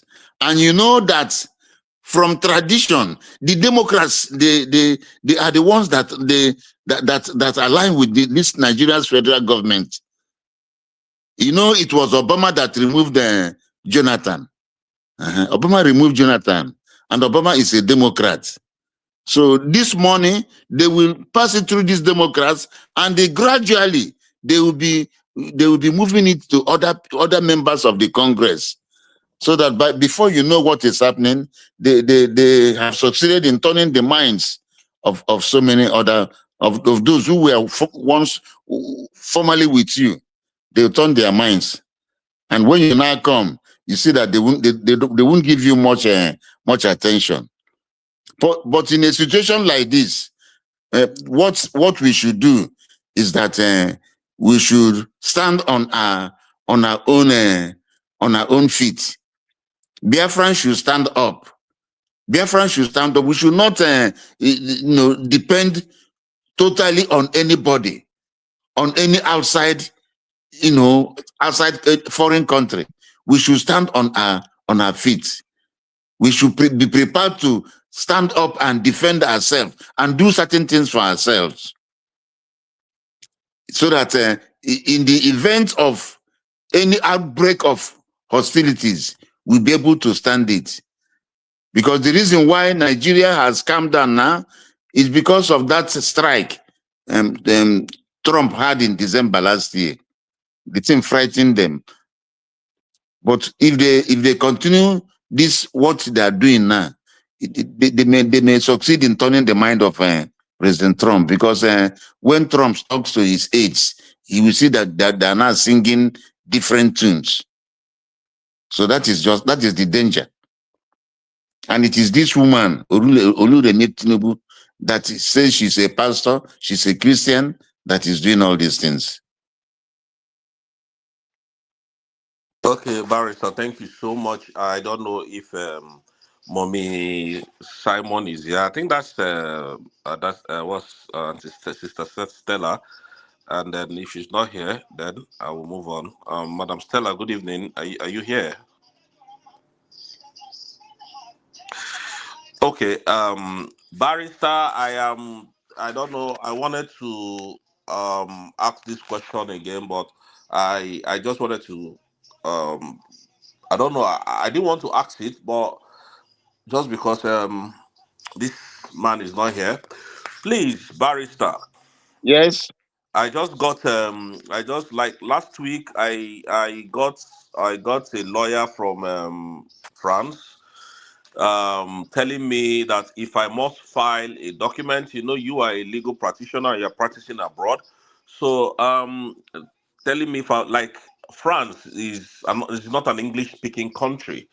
So the lawyer told me if I want to file a document or if I want to file an action against anyone, that I have to file it and send it to one of the police counties close to I've forgotten the name now, but I could get across to him again. But I need a lawyer in that country that can represent me, represent my case, because I don't speak English. And then when we go to court, that they are going to be speaking their language in order to convince the court. And then my question is this, yeah?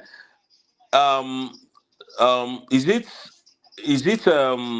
if I need to file a case on this or rather if I need to file an action on a person, do I need to file it through the police station or through their law firm over there?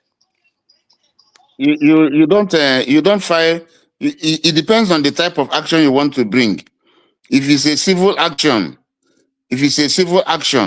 you don't file it. You don't. You use a private lawyer to initiate it.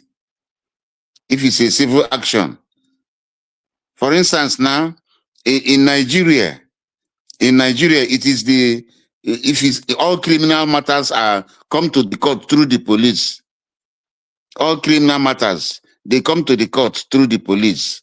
And when it comes to court, if it's in the high court, the people that prosecute cases in the high courts, they are called state councils, and those people are lawyers.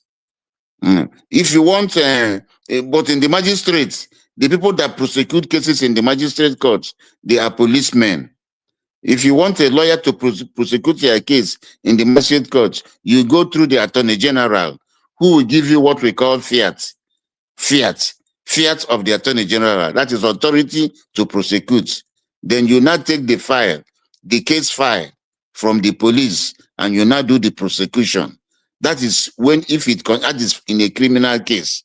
But in all civil cases, you don't file cases through the police. You file it through your own lawyer, private legal practitioners that are on their own. You go to their chambers, discuss with them. They take your brief and prepare your case and file for you in the court. That is how it is done.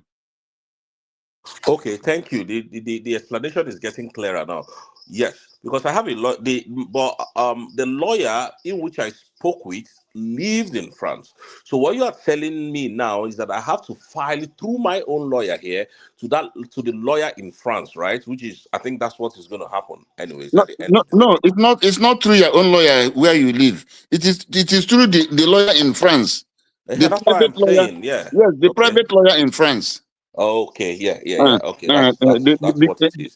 Because That's what it is. that lawyer in France must have been called to the French bar. Are you getting me? Yes. He must have been called to the French bar, and if he is called to the French bar, he has rights of audience. He has rights of audience in the jurisdiction where he is called, and the place where the person you want to sue is living, resides, is domiciled. Are you getting me? Yes. I'm with you. Because Yeah. Thank you so much. if the person you want to sue is in, let us say he is in Paris, you have to sue him in the court that is in Paris there, and you have to get a lawyer that has the rights of practice, that has license to practice in the courts that are there. That is the way it is going. Even though you don't hear French, when you go to court, the language usually will be in French. The language, but they will get an interpreter for you. You can speak English, then the interpreter will interpret. Okay. Final one, and then the lawyer, because yes, the person I called is actually a lawyer. So he told me, because I was going to be filing for a 500,000 suit if there was Okay, any. Rose, let me come in. Don't you think this should be off air? Because I don't know. Okay, yeah. Okay. Let me not There's go that no. far. Let me stop it at this. Kai, you can carry on. Thank you. All right, thank you so much for your time, and I really appreciate you, lawyer, for everything you do. We are here to just hear from lawyer, and of course ask our own question. Ada Simon, are you back? Ada Simon, Eba. Mama Simon, you're welcome. Let's unmute your mic.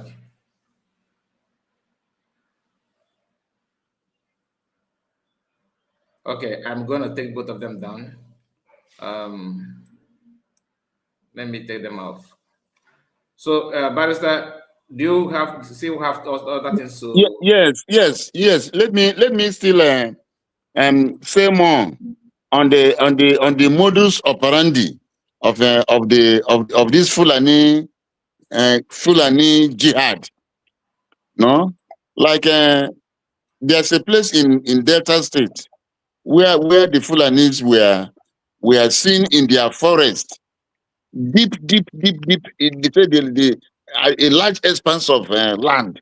They went and built their camps inside the middle of the forest, and from there they come to launch attack, and then they go back.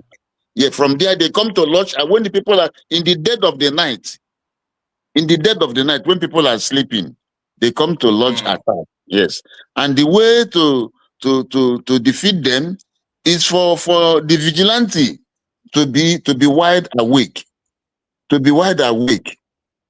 No, if you have a vigilante that is vigilant indeed, they will know when they are coming. And when they are coming, in fact, when they are coming, they lay ambush for them, and they will be taken, like the ones that just happened in Delta State, where they were able to dislodge these Fulanis and arrested many of them. and the other ones escaped. They ran away, leaving their guns. So that is the way. People should not be afraid. People should try and get guns, join vigilante association, get guns, join hunter association, so that if need be, if there's need for you to have license, you should have, because as at now in Nigeria you cannot just have a gun without license. Yes. But Fulani do have the gun Yeah, without license. but Fulanis have guns without license. That will tell you the disparity you have in Nigeria, that everybody is not treated equally before the law in Nigeria. Everybody is not treated equally. The Igbos are at the lowest ebb. The Igbos are the receiving end of whatever is going on in Nigeria. That is why our people must stand up. We have to get ourselves prepared. We have to get us. It is important. It is very, very important that we get, because these Fulanis, they come around every time. Anytime you see them, they come out in the daytime, they move around, they are coming to monitor. They are monitoring, trying to know the rules. And the only way to defeat them is to always be prepared. You should come join vigilante organizations, join hunters association in order to get guns, because most of these vigilantes, they are registered, they are known with the state government, so that they have to be that they should bear it in mind that they are there to defend their people, not the government, to defend their people. So that All is right. just that. All right. Oluchua God is asking on the comment section. That he said I should ask you: does Mass Namdekan not know that Biafran has been redeclared? Why appointing you the US? I think that this question is not for you, right? Yeah, yes, I think I talked about this yesterday. I think I said yesterday that the USB government should send an emissary to Nnamdi Kanu. Let him know what is going on, so that whatever he is saying, he may not mention USB. He may not Okay, mention USB. I can tell you, Yes. that has been sent to him. Uh-huh. They have done that already. He may not mention USB, but whatever he is doing, he should be doing it to be in conformity with what USB is doing. Okay. Yeah, before you know it now, because our people are power hungry. Before you know it now, their DOS we may start doing certain things that will be running counter to what we are doing, which is not good. They shouldn't do that. Anybody except anybody that is opposing USB government does not want Biafra from the beginning. From the beginning. That is how you know those who want Biafra and those who do not want Biafra. Because USB is Biafra. United States of Biafra is a country. It's a nation. It's a nation. So never mind, because in that Montevideo Convention, number 2, define territory. They say it does not even matter whether the boundary of your territory is being objected, there's an objection. It does not matter. Are you getting me? So, Barrister, I am going to drop link on the comment section so that people can join. Anybody that want to ask questions, yes, can just follow the link and come. So the link is here. Those of you that ask for link, the link is here. You can come in and make your point. But if you are one of those that are playing these bad videos, please don't come here, because if you come, I will not only block you, I will lay a curse on you. So come here if you have a good intention or there's something that you want to ask Barrister, but don't have anything you want to put the channel down and all that. I'm a quiet cars here, so be careful. All right, Barrister, we know that people who claim to be in the DOS, they have, after Maslow kind of sacked them and dissolve that gangsters, dissolve the gang group, they came out and said they are also dissolving, they are sacking Mazen Kanu. So is it possible for Mazen Kanu to take legal action against them for using the name IPOB that he himself registered? Yes, Mazen Kanu should. I think what he should do is to just ignore them, because they have no powers. They are not they are not the founder of IPOB. They are not. They're not. He should ignore them. He has a right to take legal action against them, but I don't think it is necessary, because the people know. Everybody knows that Mazen Nnamdi Kanu is the founder of IPOB, and every Biafran knows that any other person that is claiming that he founded IPOB will not have fellowship. He will not have fellowship in Biafra. All right. All right. So the link is out. Those of you that want to say something to the lawyer. Now, but what do you think is the best thing for Biafrans to do to avoid this Sharia? Because in the Southwest, they are struggling to push back, but it is quite heavy for them to do that.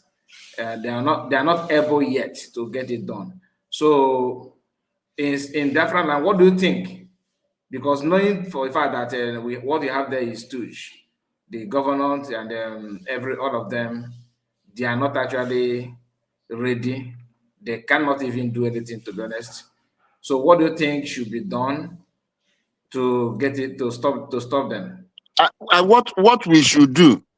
What we should do? Those of us that are in the diaspora, you should call your brothers and sisters at home and tell them the dangers that is facing them, and they should go apart from calling them. They should go forward. So equip those at home. Equip them in terms of buying guns, helping them to acquire guns, helping them to form strong vigilante with telephone gadgets and other gadgets for communication gadgets. No, yes. In fact, the time has come for every young man, every youth to join vigilante at home to defend our land.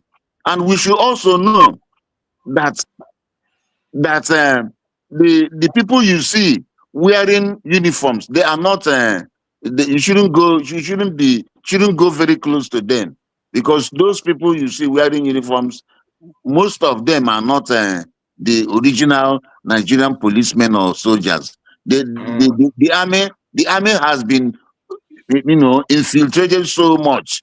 The same thing as the police. So these things are people should know. That people should have this knowledge, because when you have this knowledge, when you sight a military man, you'll be watching him, watching everything. Everything. If he raises his hand, you watch him. If he's moving, you watch him. But if you don't have this knowledge, you will be off guard. When you see military men, you will just relax. You will relax, not knowing that you are with your enemy. So what we should do now is to help ourselves. We should help ourselves form strong vigilante with enough communication gadgets, with CCTV cameras, with cameras that can dictate when somebody is coming from a distance. No, I think we have some of those security cameras that can tell you when somebody is coming from a distance. You see the person coming. That is what we should do. Even drones. People should know how to fly drones. They should know how to fly drones, and should know what to do when they notice that these people are flying drones around where they live. Because we are in danger, to be frank with you. We are in danger. They are in our forests.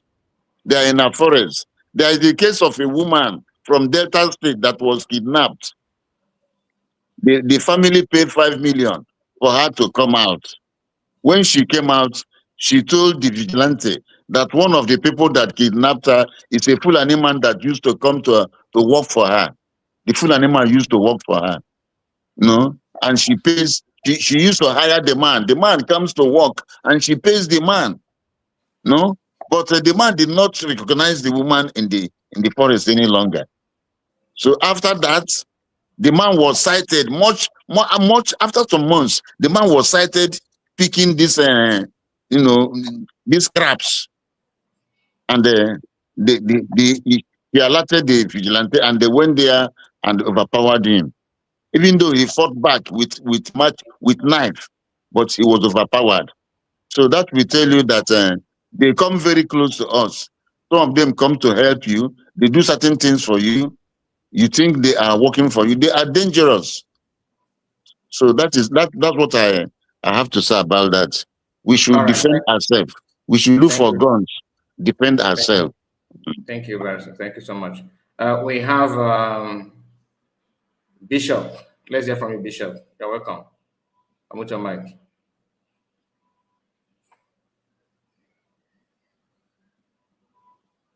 Bishop, are you there?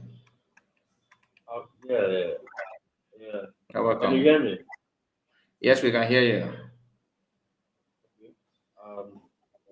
Good evening, Biafrans, depending on the location, and good morning from my side for those who are in the morning.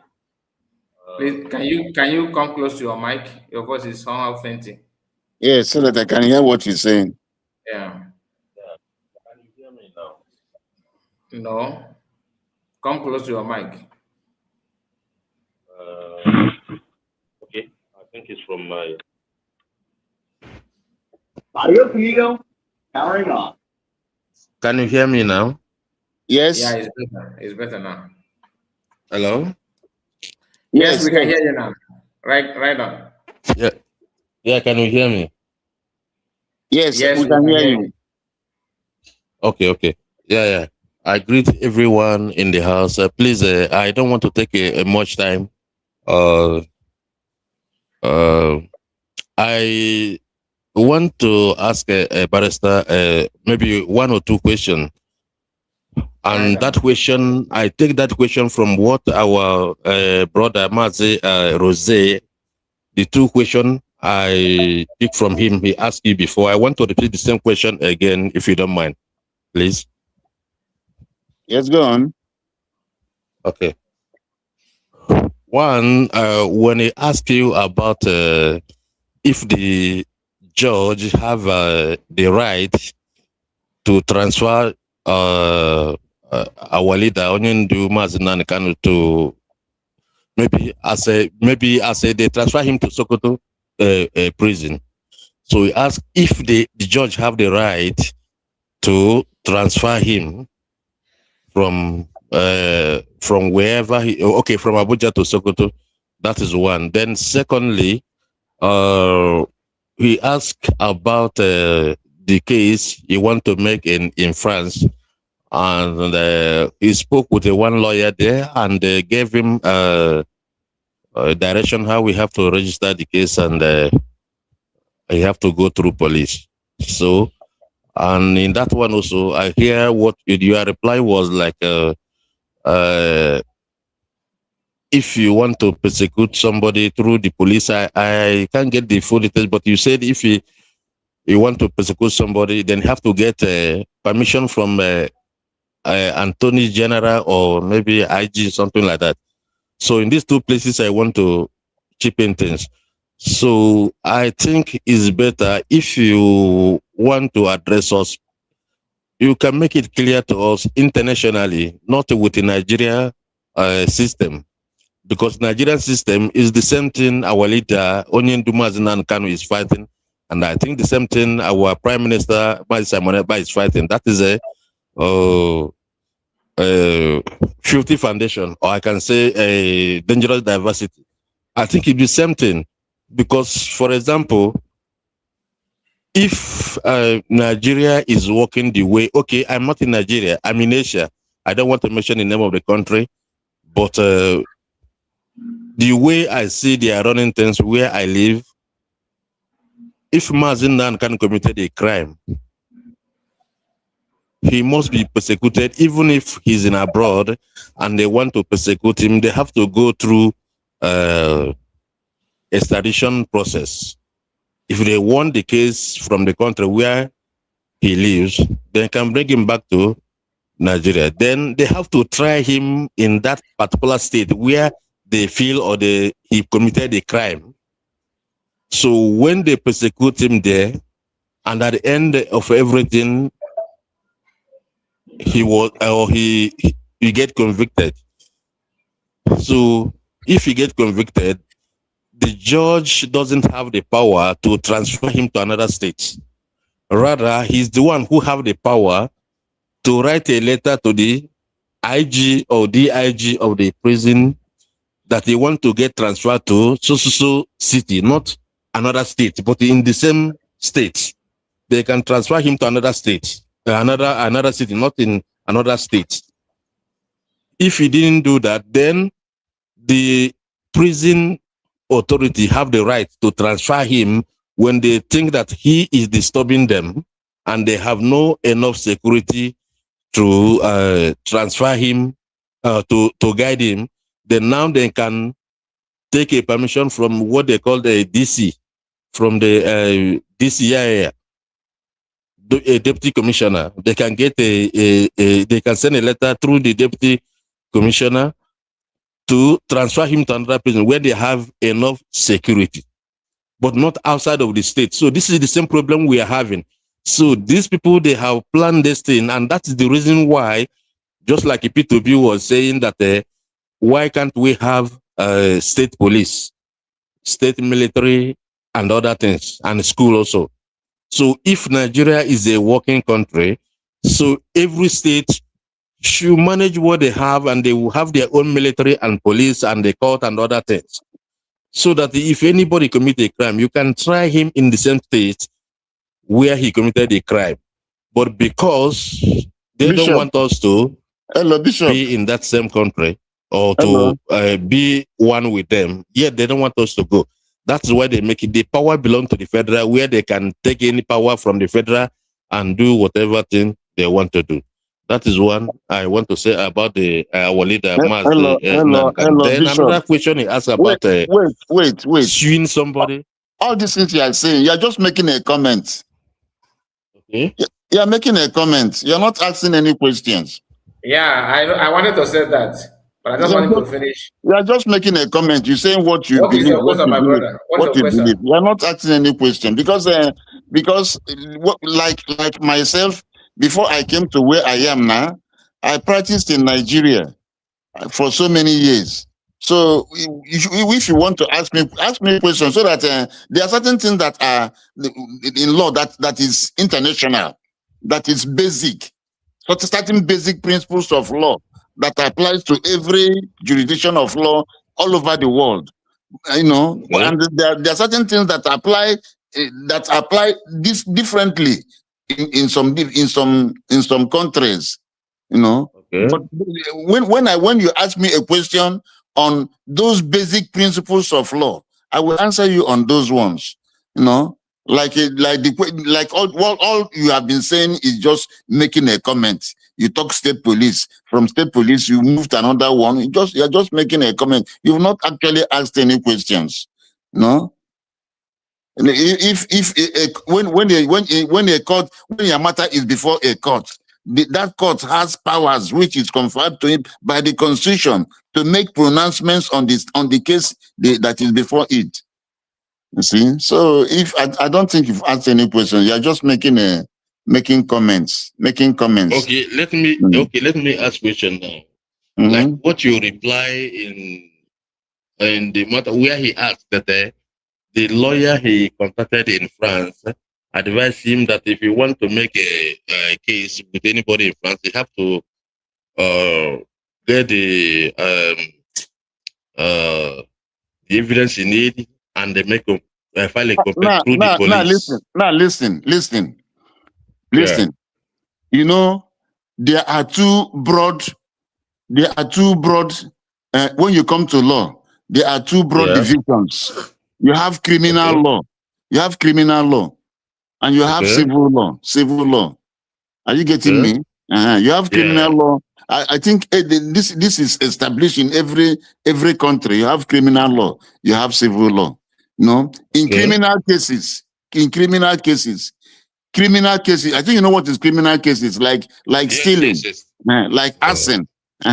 Those ones are criminal cases. When you do certain things that against against individuals. Criminal cases, stealing, arson, burning somebody's house, and all those things. Those things are criminal cases. If you have, if Okay.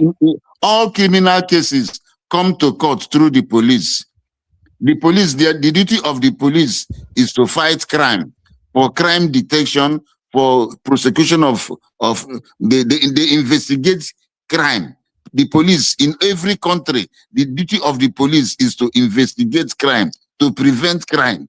And if there are people that are caught that have gone against the law, they should bring them to court.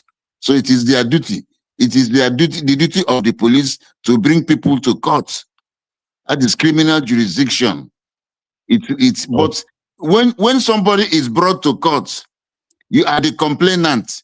The complainant is the person who goes to the police to complain that somebody did me this and somebody did me this thing. Then the police will go and investigate it. In some jurisdictions, like in civilized jurisdictions like Europe and America, if you complain about against somebody, they will take the person's address, they will take the person's particulars, and they will not arrest the person immediately. They'll be following the person, they'll be watching the person, they'll be investigating the person, but the person will not know that he is being investigated until when they have finished their investigation and there is enough evidence to take the person to court. They will now go and arrest him. But it is not like that in Nigeria. It is not like that in Nigeria, because Nigeria is corrupt. Once you open your mouth and go to the police and say this person did me this thing, they will just ask you, where is he living? They will go and arrest the person. They have not done investigation. No. And the reason why they did that was so that they will take money from the person, money for bail. They will ask you to bring money for bail. That is why but it is wrong.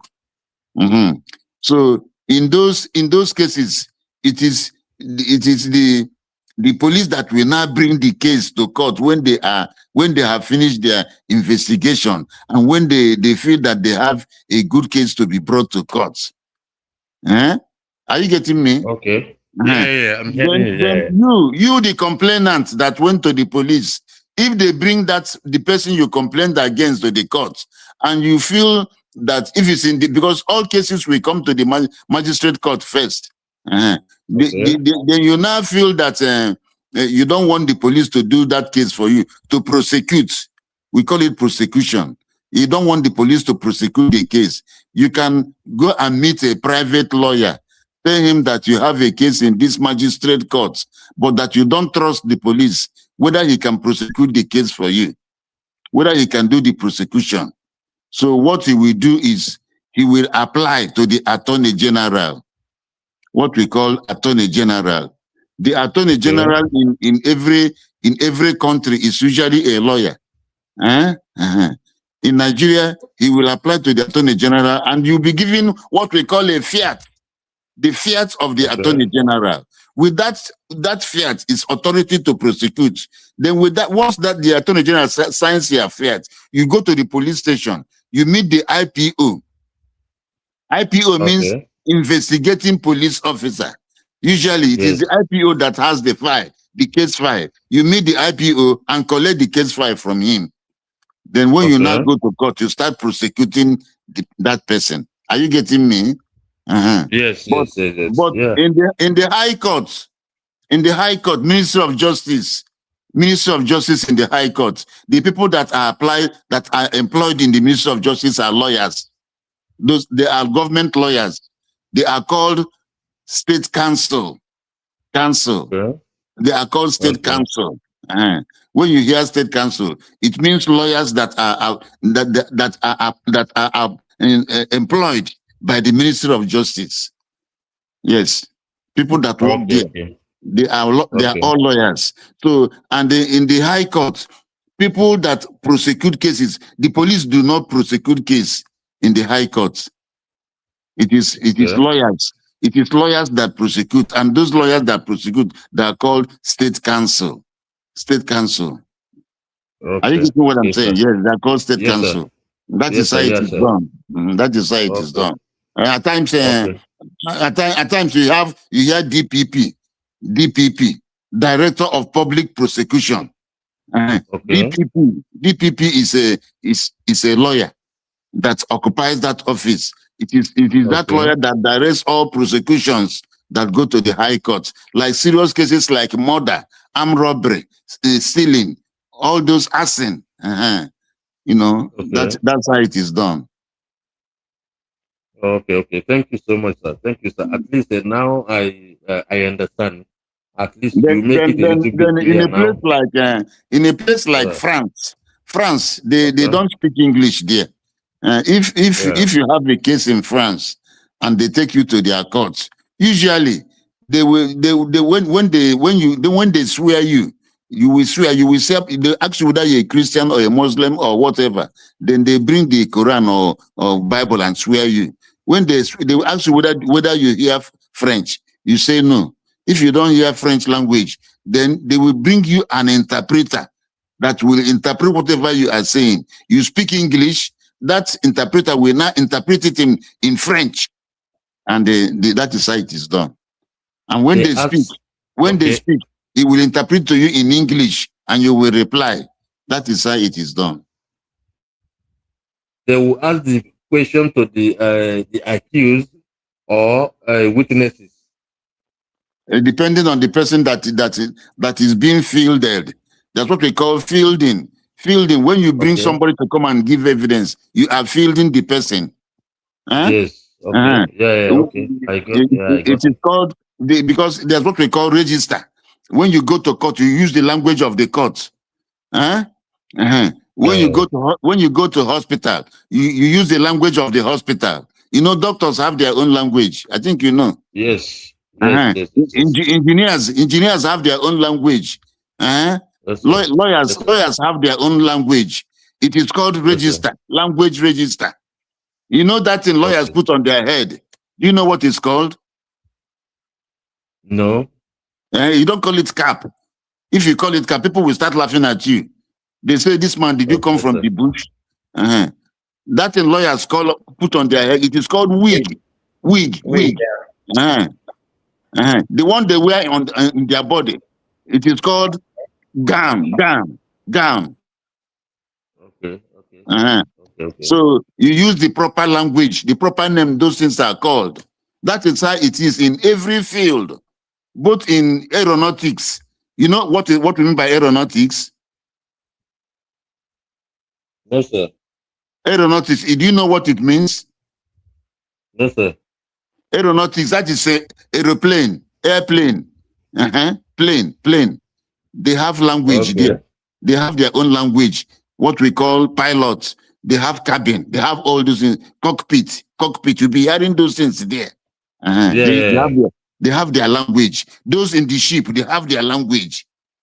So what I'm trying to tell you is when you come to court, you use the language of the court. Language of the court. Okay, thank you. Okay, sir. Thank you, sir. Now I'm clear. Thank you, sir. There we go. Thank you so much. God bless you. And that's Simon, are you back? That's Simon, Eba. This is our sister. This is making it 4 times, if I'm not mistaken. Maybe because of her new gadgets. No, I don't know. I don't know. She's not even making any comment. I don't know. So we can be discussing why she can't. You see, the period we are in now is critical. Yeah. It's very critical because of it is existential. We are facing existential threats because of our safety, and people There are people need to know that the government will not help you. Now, take a look about it. Since they kidnapped those children from school children from Oyo State, they have stayed for more than 1 month, and there's no good progress about it. Now, what if it happened in Igbo land? What do you think will happen? The government will not do anything. Barrister, talking about the kidnapping of those children, there is one thing that is it Sheyi Makinde, the governor of that Oyo state. His name is Sheyi Yes, Makinde, right? it's Sharia Makinde, yes. There is one thing he said that feared me. That thing feared me. And it's just one statement. The sitting governor, does not have power to control the police. Yes, now don't you know? If that doesn't scare anybody, that is the wake-up call that Nigeria is finished. Now listen. That is Listen. number one chief security officer of the state has no power to command military or police to come and rescue. Let me throw more light on this for our people? I will throw I will throw more light on it very well. And that is why everybody should know that we cannot be in Nigeria any longer. And I thank God that we have redeclared a nation. Everybody must protect this new nation that we have redeclared. You people should not joke with it. You should not joke with it. You know, Nigeria is said to be a federal republic of Nigeria, but that is just for oral for one of my uncles will say for mouth. That is for mouth. That is for mouth. He calls it mouth. You see, it is for mouth. You know, just mere pronouncement. That is why we have to leave Nigeria. Let me explain this in very, very well. You know, the IG. The IG is a what? I think it's a Yoruba man. I think you know. Hello? I just police, right? It's a Yoruba man. Yes, you know. Man, yes. I think you know it's a Yoruba man. Yeah. It means you are finished. You are finished. You as an Igbo man is finished. Because that IG will be in Abuja. And the one single pane of that IG will determine the person that will be the policeman in your backyard. That IG. It is that IG that will determine the person who will be your commissioner of police. That IG in Abuja. That IG will determine will tell the commissioner of police whom to appoint as DPO in your village. So that is why you are finished. That is why these Fulani terrorists, when they are arrested and you take them to the police, the order will come from the IG. It will come from the commissioner of police, and they will release them. And you know the police structure. It is obey the last word order. Last order, yeah. You must obey the last order. So the governor, the constitution says the governor is the chief security officer. That is just for on the paper. On the paper. In the actual fact, the governor has no power to tell the commissioner of police what to do. The governor has no power to direct the commissioner of police. There may be crisis in one place. The governor will tell the commissioner of police, go there. The commissioner of police will tell you, I will inform the IG. Let me inform the IG. So if the IG says don't go, he will not go. And there's something the governor will do. So these are the constraints of the governors. All the governors, they don't have power over the police, they don't have power over the army, but they are called the chief security officer. That is just for mouth, or just oral, just mere oral something. No, it has no force of law. You see, the person who controls the commissioner of police in your state is the inspector general of police that stays in Abuja.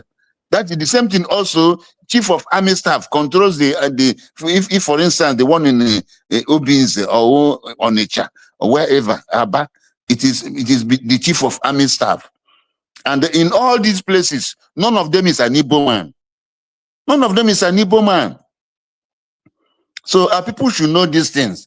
That is why we should stand up, defend yourself, get a gun. Don't sleep so much. Join vigilante and put yourself in strategic places so that if you notice anything, you inform other security vigilante men. You tell them what is happening. Please, Biafrans, it is very, very important. So because the police structure we are operating in Nigeria today is controlled from Abuja. It's controlled from Abuja. And the commissioner of police, not the governor. The governor has no power. So Seyi Makinde was right when he said he has no power. You see, that is just that. And that is why, in fact, the first time Nigerians say they want a state police, it is the Métis Allah Cattle Breeders Association, Mark Band. They are the ones that stopped it. Because they know that if Nigeria has a state police, it will stop them from doing all the things that they are doing. They are the ones that stopped it. They kicked against it and everything stopped. Yes. But the people don't know this thing. No. Even now that they are clamoring for state police. If they don't want it to, you will see how they'll be dragging their foot. They'll be dragging their foot. They will not be serious about it. But in the US, you have state police, you have municipal police, you have police even in all these these mayors, all these, you have police. You have the federal law, you have the state law, you have the local law. What they call I think they call it in the US they don't call it they call it I've forgotten, but it's not, they don't call it local government. But they're saying I've just forgotten the name. No, where the mayor is the chairman. They have their police, and that is why once you commit an offense in the US now, before 5 minutes you have been caught. They have arrested you, but it's not in Nigeria. Rose, are you clear? Yes. Barrister, I know all these things. I'm just trying to, some of these things I know. I'm just trying to make you explain the danger, that is before Nigeria. Because some of these, our brothers and sisters, the moment you are telling them this is what is coming, this is what is, they will think is a joke. Yes. If the executive governor of a state tells you this kind of thing, then you should be scared of your own life. Yes, now you should be scared of your own life. There was a time that I think during the time of Buhari, when he was president, Fulani people came from and killed some people. They came and very early in the morning, they came to one village in Enugu, and I don't know, they used a gong, ekwe. They just beat the gong, and the villagers came out thinking that something they are going to discuss. Some men came out with their rapper, and the Fulanis killed them and ran away. Up till now, nobody was arrested. Nothing, nobody was arrested. The governor called Buhari. Buhari did not pick his calls. He called the army chief in Enugu there, and the 82 division. They didn't pick their call. So that is why we should leave Nigeria. Everybody, you must fight to leave Nigeria. You must fight. Now that we have exited Nigeria, you must fight to defend it. That this is our position. You must fight very well. You people should not support P2B. P2B is dragging us into fire. What do you think should be the best response to those of our brothers who claim that that you defend yourself makes you a Igbolani? And those of our that if you want to resist this jihadist Sharia law, that you are the one bringing destabilizing Igbo land, the peace in Igbo land. Because I'm saying it because of people like Joy Bokwe and so many of them. A few weeks ago, Joy Bokwe went to Ladipo Market, and Igbo youth, show their frustration on him. And then he ran away. He later made a video and said that he was not attacked, that they don't bond them well to do that kind of thing.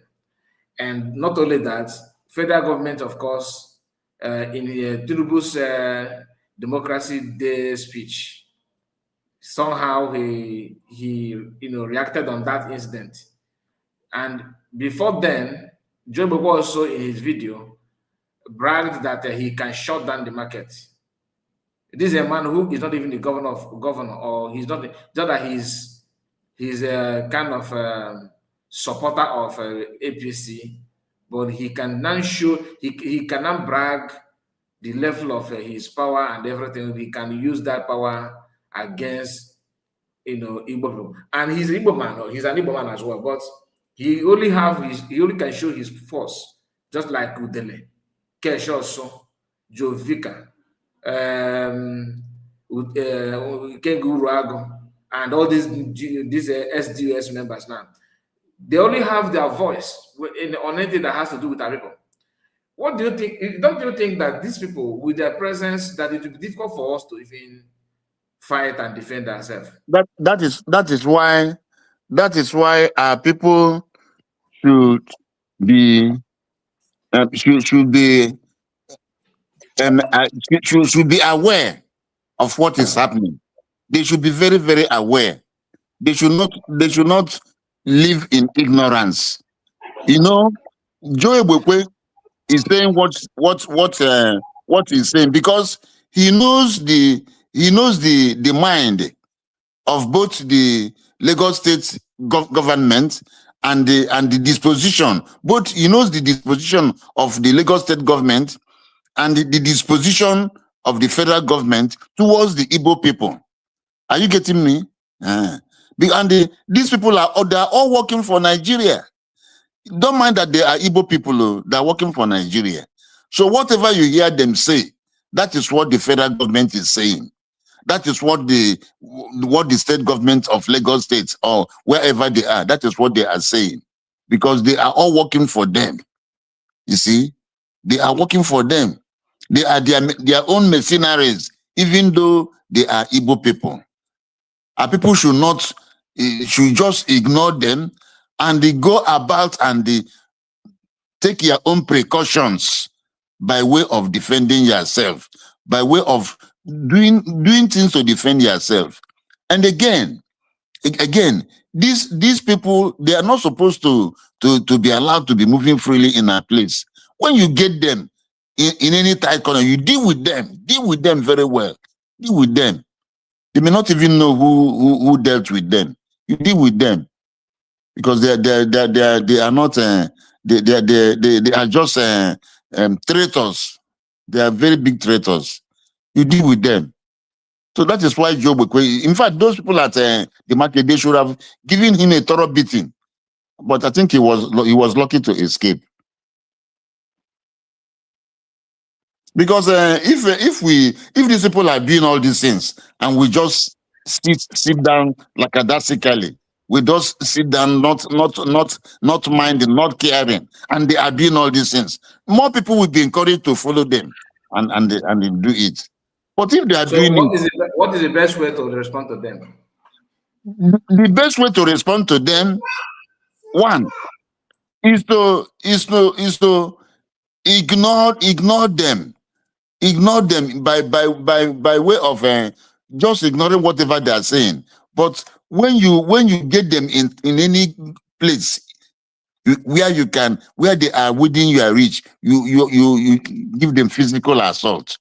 Give them because physical. They are moving from town to town, community to recruit people that don't have access to internet. You know, people that don't have access to internet. Yeah. Yes, they are recruiting them and they are giving them money. Informing them about one or two things. Yes, they use by misinformation. That is, the federal government gives them money to go and start recruiting these people.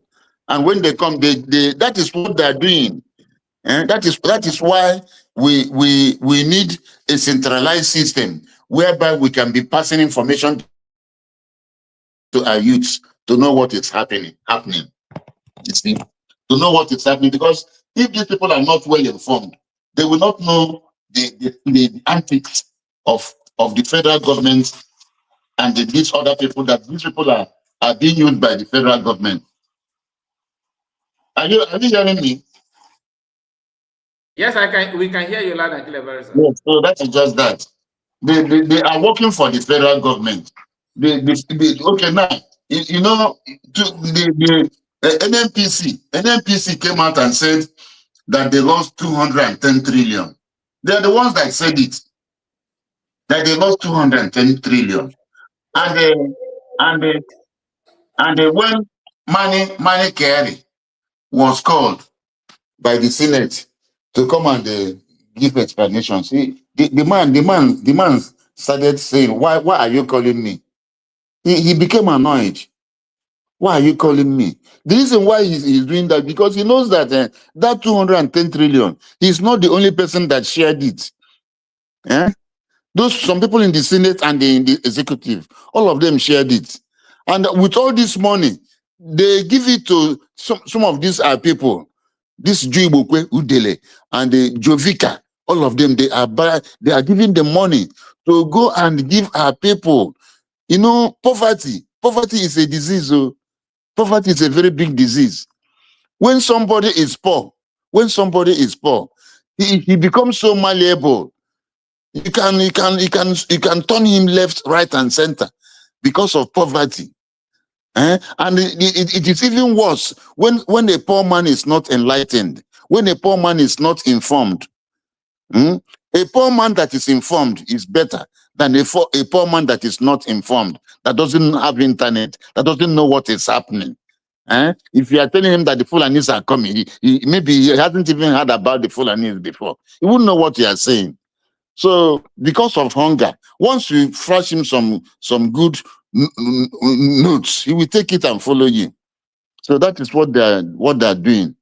So in order to counter it, is by information. We try to appeal to them, try to appeal to their conscience, tell them what is, because there's no true Igbo man that we know the danger we are facing, and we allow himself to be used by all these people that are the agents of the Nigerian state. You see. Right. Thank you so much. So that's just the truth. So what this Sharia law, yes, that they are forcing to have in Nigeria, do you think, what would be the hope of our culture? Because we know that it is not in line with what Igbo people are known for. Apart from being living free, apart from our freedom, what about our culture, our norms? Sharia law. Now listen, Sharia law. Sharia law will wipe out our culture. We will not have any culture again. That is assuming that we still remain. We will not have any culture again. Our ladies, our women, they will be married at 9 years when they are 9 years. 9 years. Yes. Buhari married Aisha. This late Buhari married Aisha when Aisha was 9 years. That is the age they will marry our girls. 9 years. Our daughters, 9 years. Are you getting me? Yeah. And they will not allow them go to school.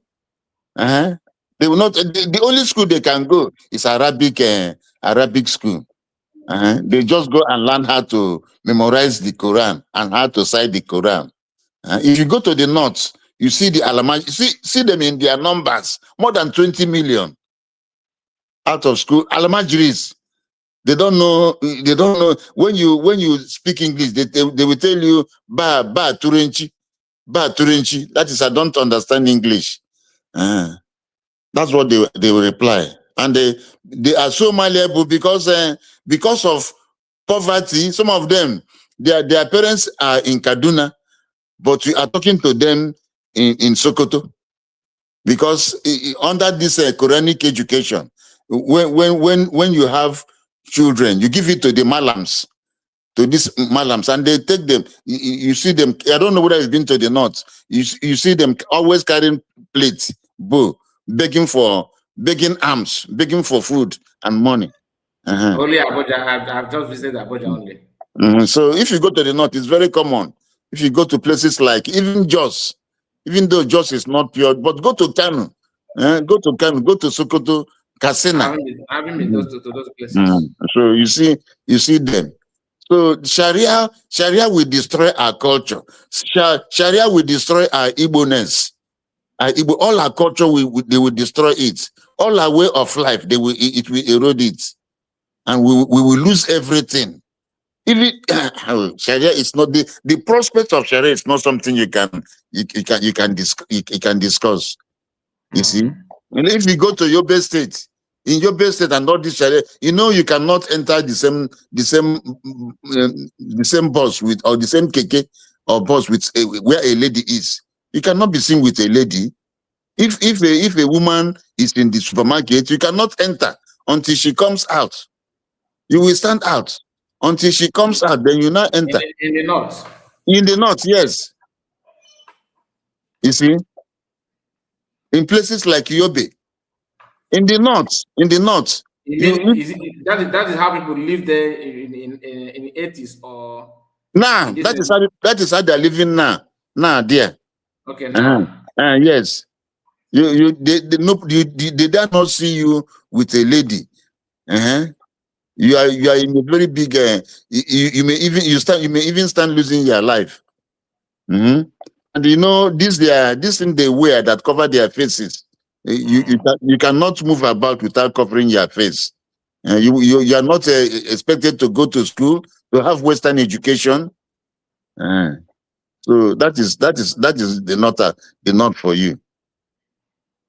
So Sharia is bad. Sharia, if you are a thief, maybe you are hungry and you takes a biscuit or whatever, and you are caught. That hand with which you took that biscuit, they will cut it off. They will cut. That is why you have in the north, you have many people that have no hands there. But I am still surprised that people who are not because in Nigeria, we know that the Southerners, let me say the Christians, are more educated. And yes, when it comes to judiciary system of Nigeria, we have very well sound, like lawyers that are very, very sound. Yes. Judges that are very, very sound. Why is it so easy for Fulani to infiltrate that arms of government, judiciary? Why is it so easy for them to? Because today it is very, very, very difficult to have a kind of what do they call that?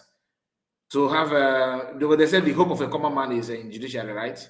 Yes. So that right for you to exercise your rights and for you to have that hope in Nigerian judiciary system now is no longer there.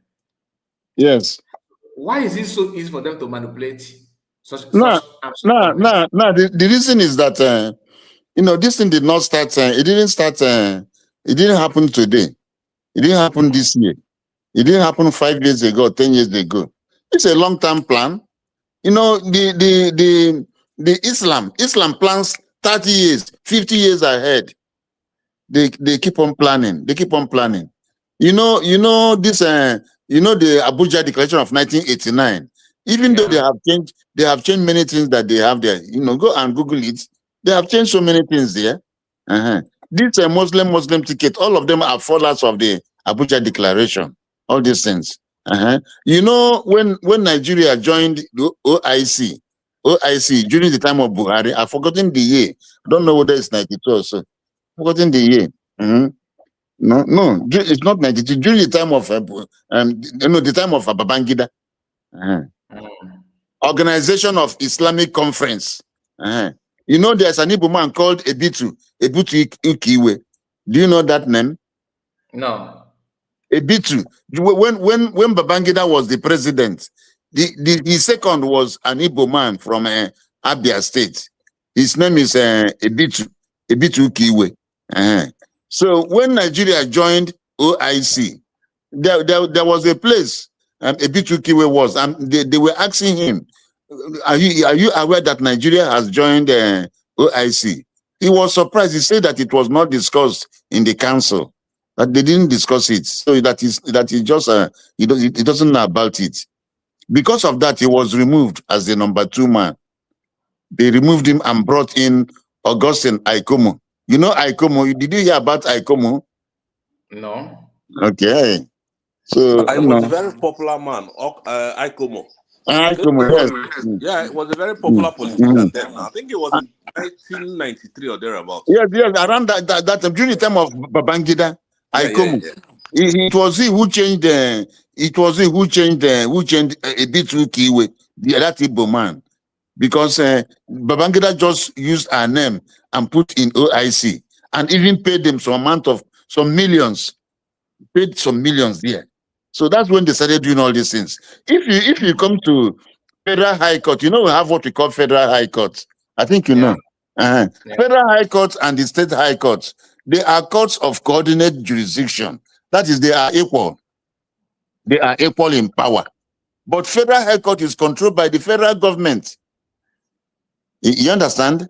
And the appointments of lawyers, the appointment of lawyers to be judges in the Federal High Court is done by the federal government. So if you go to the Federal High Court, you see very few Igbo people that are judges there. When compared to people from the north, Fulani, all those, even Yoruba, all those people. In some states, you see up to 4, 5, 10. But in Igbo land, it's not like that, because they are the one that make the appointment. Like this, the present Chief Justice of Nigeria, you know, it's a Yoruba woman, Kekere Ako, you know, it's a Yoruba woman. It's a Yoruba woman. It was that woman that gave judgment in favor of Hope Uzodinma. That you know, it's all with this present Chief CJN. Chief Justice of Nigeria. So when they do appointments to Federal High Court, appointment to Court of Appeal, because Federal High Court, Court of Appeal, and the Supreme Court, these courts are federal courts. They are federal courts. You don't have many Igbos there. You don't have many Igbos there. So they keep on infiltrating, keep on occupying all these sensitive places. Like today in Nigeria, Boko Haram, these terrorists, they have infiltrated both the civil service, both the police. Even in some cases, they go and buy, when they release them, they go and buy police form and come for selection. They'll be taken. Enlistment. They go and buy military, form of the military. They come for enlistment, they will enlist them. And they keep on putting them in sensitive positions, in positions of authority, where they will take decisions. And all you need to do is to obey those decisions. So that is why these things are structural marginalization. They are marginalizing you through the law. If they say that in this committee, there will be 10 people in this committee. Out of that 10 people, you may even be lucky. You won't even have one Igbo man. They just pick people that, you know, so that when decisions are taken, you will not be there. So that is how they have, people have complained, nobody's listening to you. When Mbakwe was the governor, he was always complaining. Nobody listens to him. That is why they call him the whipping governor. Do you remember that? Hello? Yes, I heard about it, but I don't know when during that time. Okay, Mbakwe, they used to call him the whipping governor. Yeah. Because he was always complaining. He was always complaining. All these things, all these injustices, marginalization, he was always complaining. But people like Jim Wobodo he was doing governor as a showman. During his time, all he was doing was to wear good dresses with style, you know, designer wear, you know, and he's not a serious man. Jim Wobodo is not a serious man at all. You see? So these are the things. So because of they are the ones that are appointing. You know, Justice Onoge, you know him. I don't know him in person, but you heard about him. You heard about him. You saw the way they removed him. They just removed him like that because he's from Cross River State. They remove him so that they can pave way for a Fulani man to be to be the CJN. And The question is, who removed him? the government, they use Buhari, they use their power. They just bring one allegation, intimidate you, and because of your life, you can even run away. Even Mary Odele, they retired her somehow. They just asked her to go because she's the next in line. But so, did you manage to read what my cannot put? That link. Did you manage to go through that? I think I said it to you. Yes. I think I read it. Yes. See, these are the things I'm trying to explain. You see, so that's the way they marginalize us. If you come to the Court of Appeal, you see that the Southeast has the least number of justices at the Court of Appeal. We have the least number.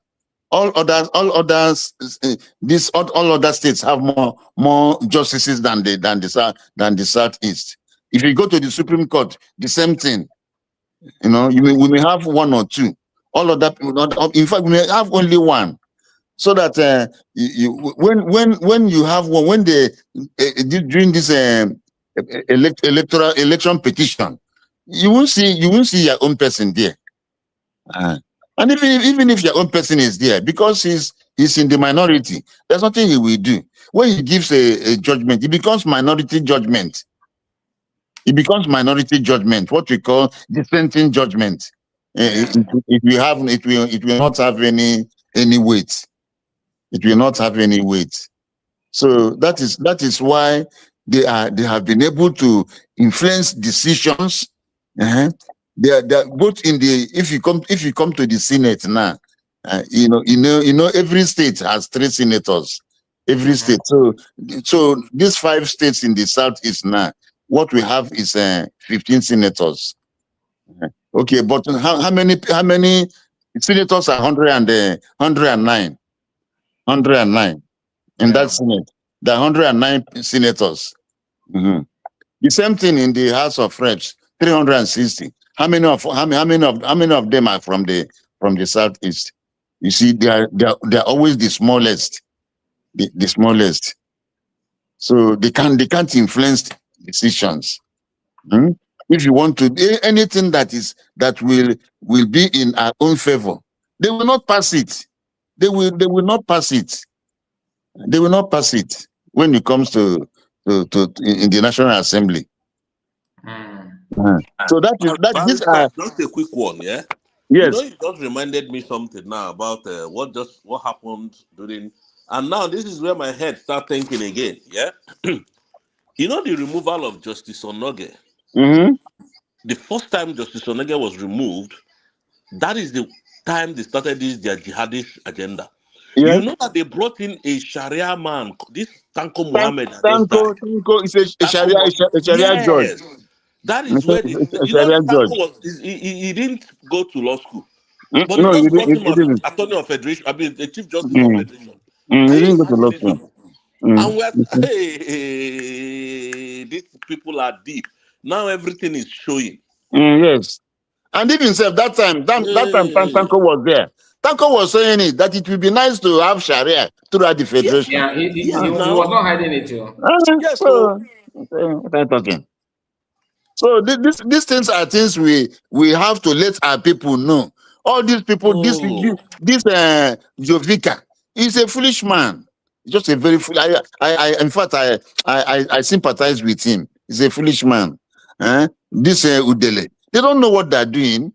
Do they think they are doing? They are doing their children and their children's children. Yeah. They don't know what they're doing. You see, they don't know what they're doing.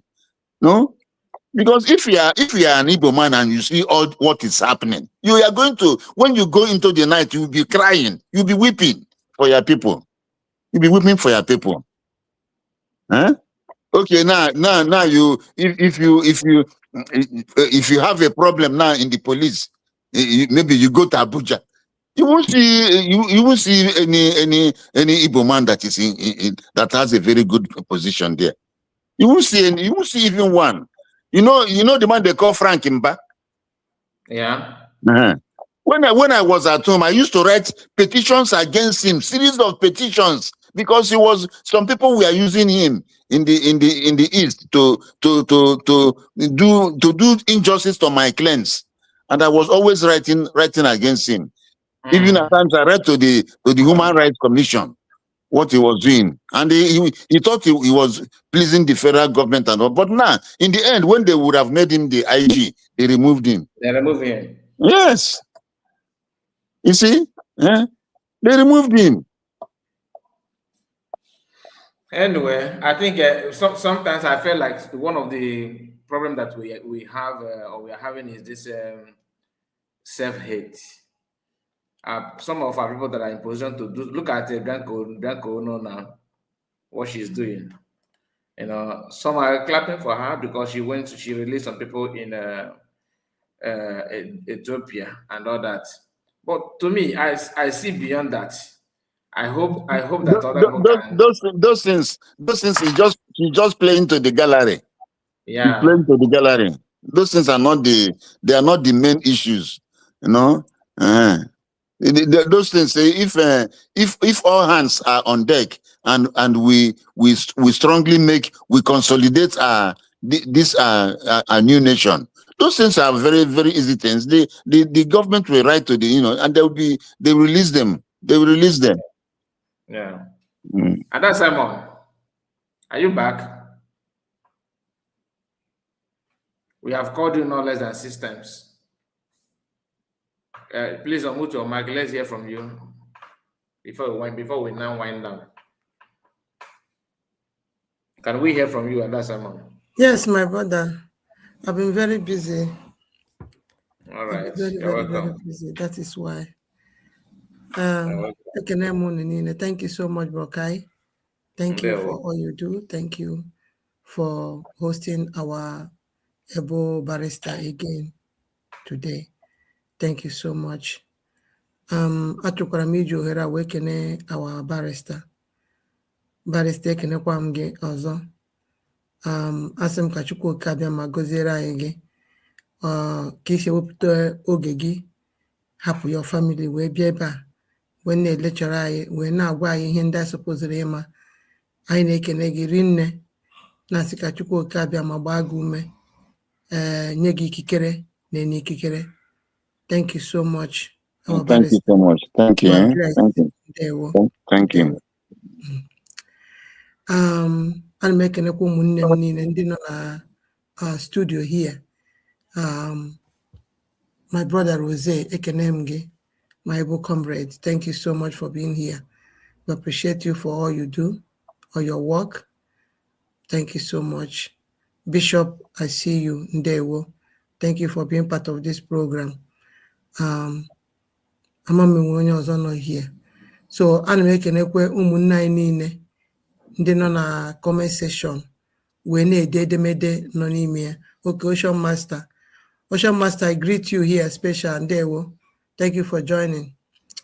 So ụmụnne anyị niile ndị nọ na comment section ekenekwa m ọnụ.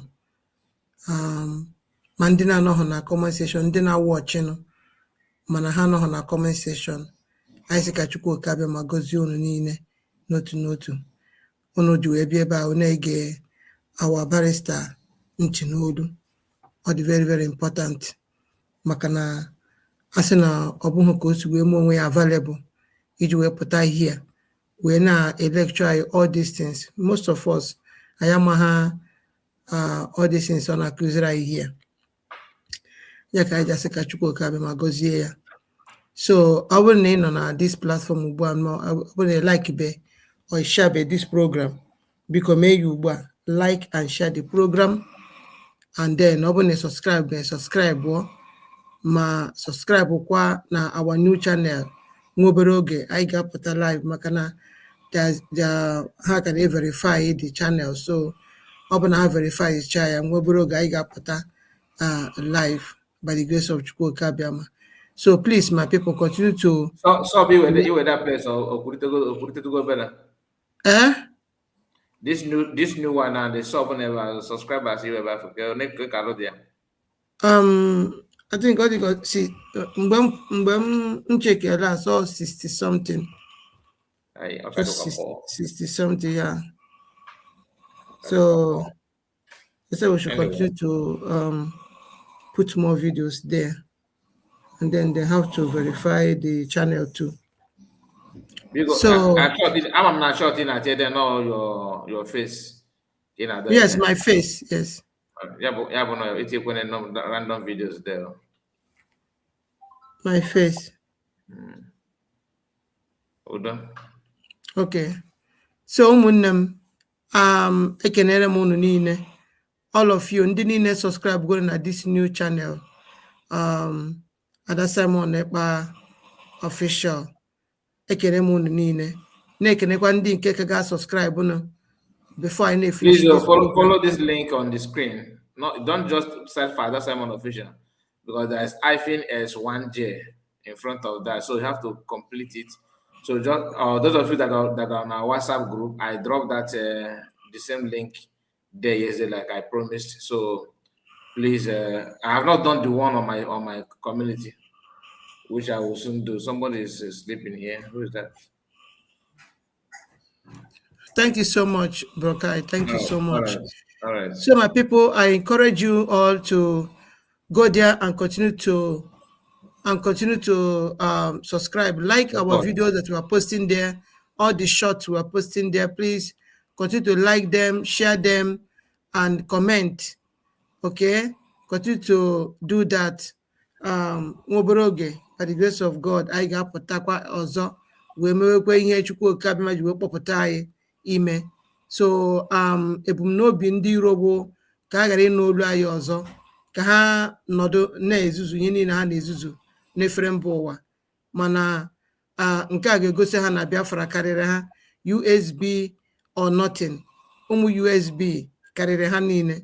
So biko na ụmụnne m, ana m arịọ onye ọbụla jeenu tinye n'aka, onye ọbụla unu ma gwa na ha subscribe gwa na that channel ka nwee ike ịpụta ọsịsọ, maka na oge adịghọzi, oge adịghọ, because oge ọbụla gara aga enwee ike ịpụtakwa ọzọ. So biko jisi n'ike na like unu, na share unu, na subscribe unu. Ndewonu. Thank you so much. So as our bro Kai kwuru, this link o tinyere here, biko follow ya. At the end o nwere S1J, okay, S1J. So go there now and subscribe. Open the maybe here. So this particular is again Brokai. No, continue. Continue because I want better to respond to someone, but not now. Just continue. Okay. Let's hear from you. Okay. So this topic of today is very, very important. Somebody may be asking, because I'm from Monye Dereno, say why this in kind of I think Stobeno. Ihe kwene discuss this thing ọ bụ maka na anyị apụbeghị na Nigeria, mana ọ bụ na ya gbasighị ọkpa n'ala ike, ọ bụ na ya gbasighị ọkpa n'ala ike, support this government, support ha in any way we could, more especially financially. I'm telling you the gospel truth. O nwekwara ike ihe a na-ekwu agbasa anyị, maka na Maazị Nnamdi Kanu kwuru ya maya ka ọkwa mmiri, kwuo ya na ọ bụ that na anyị emeghe our army equip iji wee protect ya Biafra land, protect ụmụnne anyị. Also that na Biafra land will be decimated, and when you hear something that is decimated, ọkwa destroyed, Biafra land will be destroyed. That is what that word means. Maazị Nnamdi Kanu kwuru. So ile anya na this topic kita na ina for that na ọ na-achị iwe ihe Maazị Nnamdi Kanu kwuru, just like ihe our barrister kwuge here now, say that na our girls agalo ha in 9 years. 9 years is too much. 6 years Mohammed ha na-efe ndị ihe niile ọ lụrụ How many wives? I said 12 because again, and which had 6 years old children. 6 years old children call. So 9 years into here. 6 years old. Mazdan cannot say your sisters will be married out as a slave. All these evil people, as a slave, not even in the name of marriage, but here gonna eme ha, if you say for here na slave ga aka ha mma. Ehotago, ihe na-eme slave ga-aka ha mma.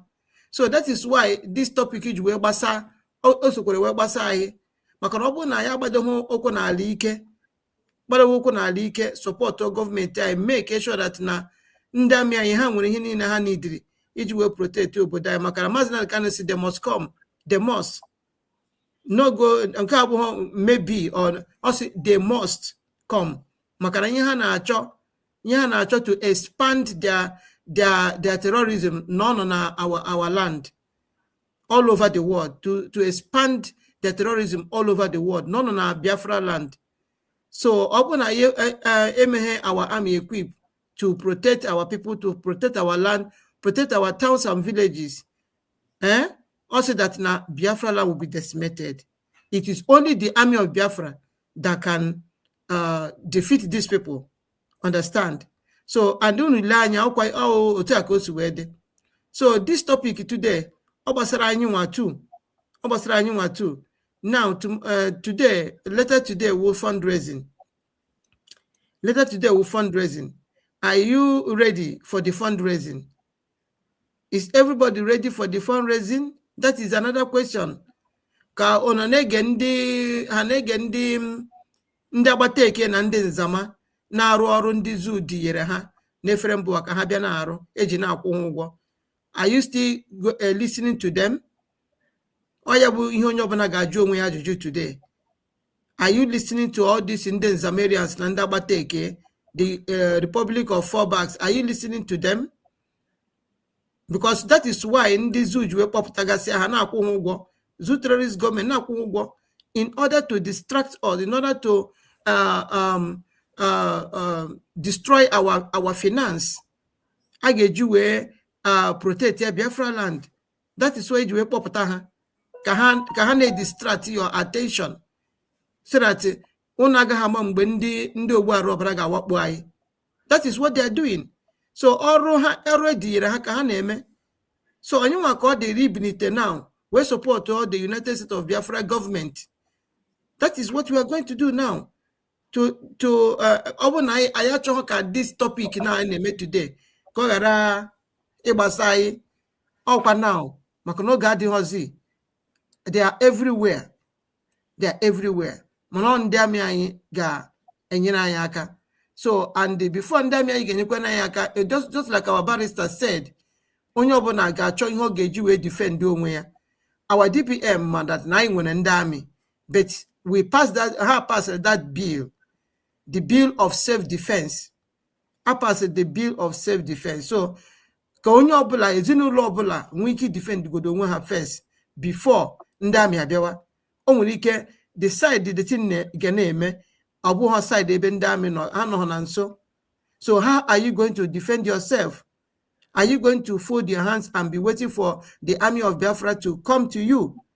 Okay, so that is what our barrister is talking about, and that is why our government also passed that bill, the bill of self-defense.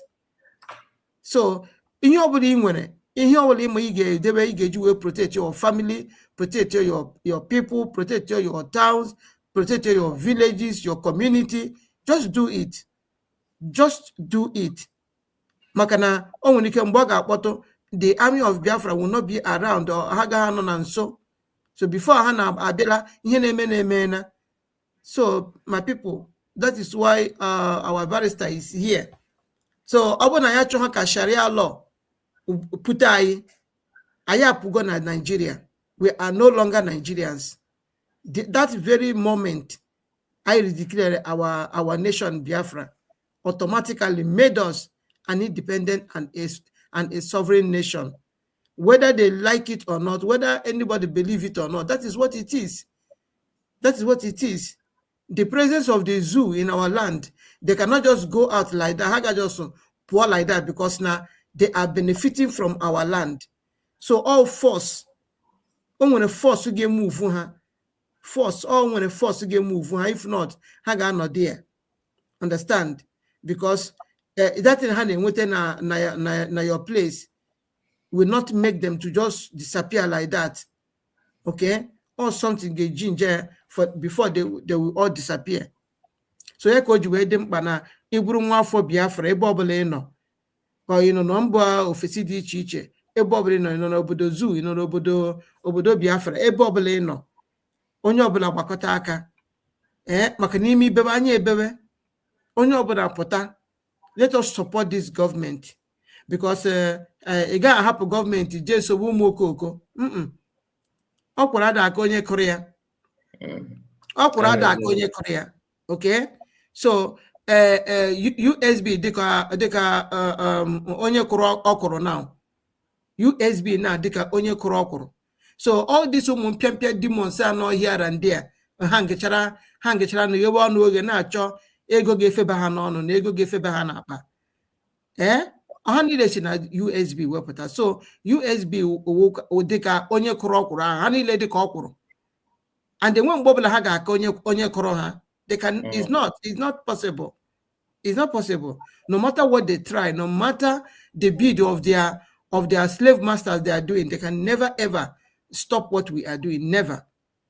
Mother they can say that even though the zoo terrorist government, like, they should buy all of them over, but they cannot be able to stop what we are doing. So so we must not give all these evil people the chance to jeopardize what we are doing, to jeopardize this particular mandate. We will never give them that breathing space. So all the remona ono, all the remona ono, onye obula no eba, na ndị ka ga watch later. Okay? All the anyị niile ịgbakọta aka ọnụ wee support this government. Because ka isi wee support government anyị, ka ha ga-esi wee support ndị amị anyị enwe ihe ọbụla ha neediri iji wee ihe niile ha neediri iji wee tackle all these evil people. Understand? So that is why this topic ga-eji agbasa anyị.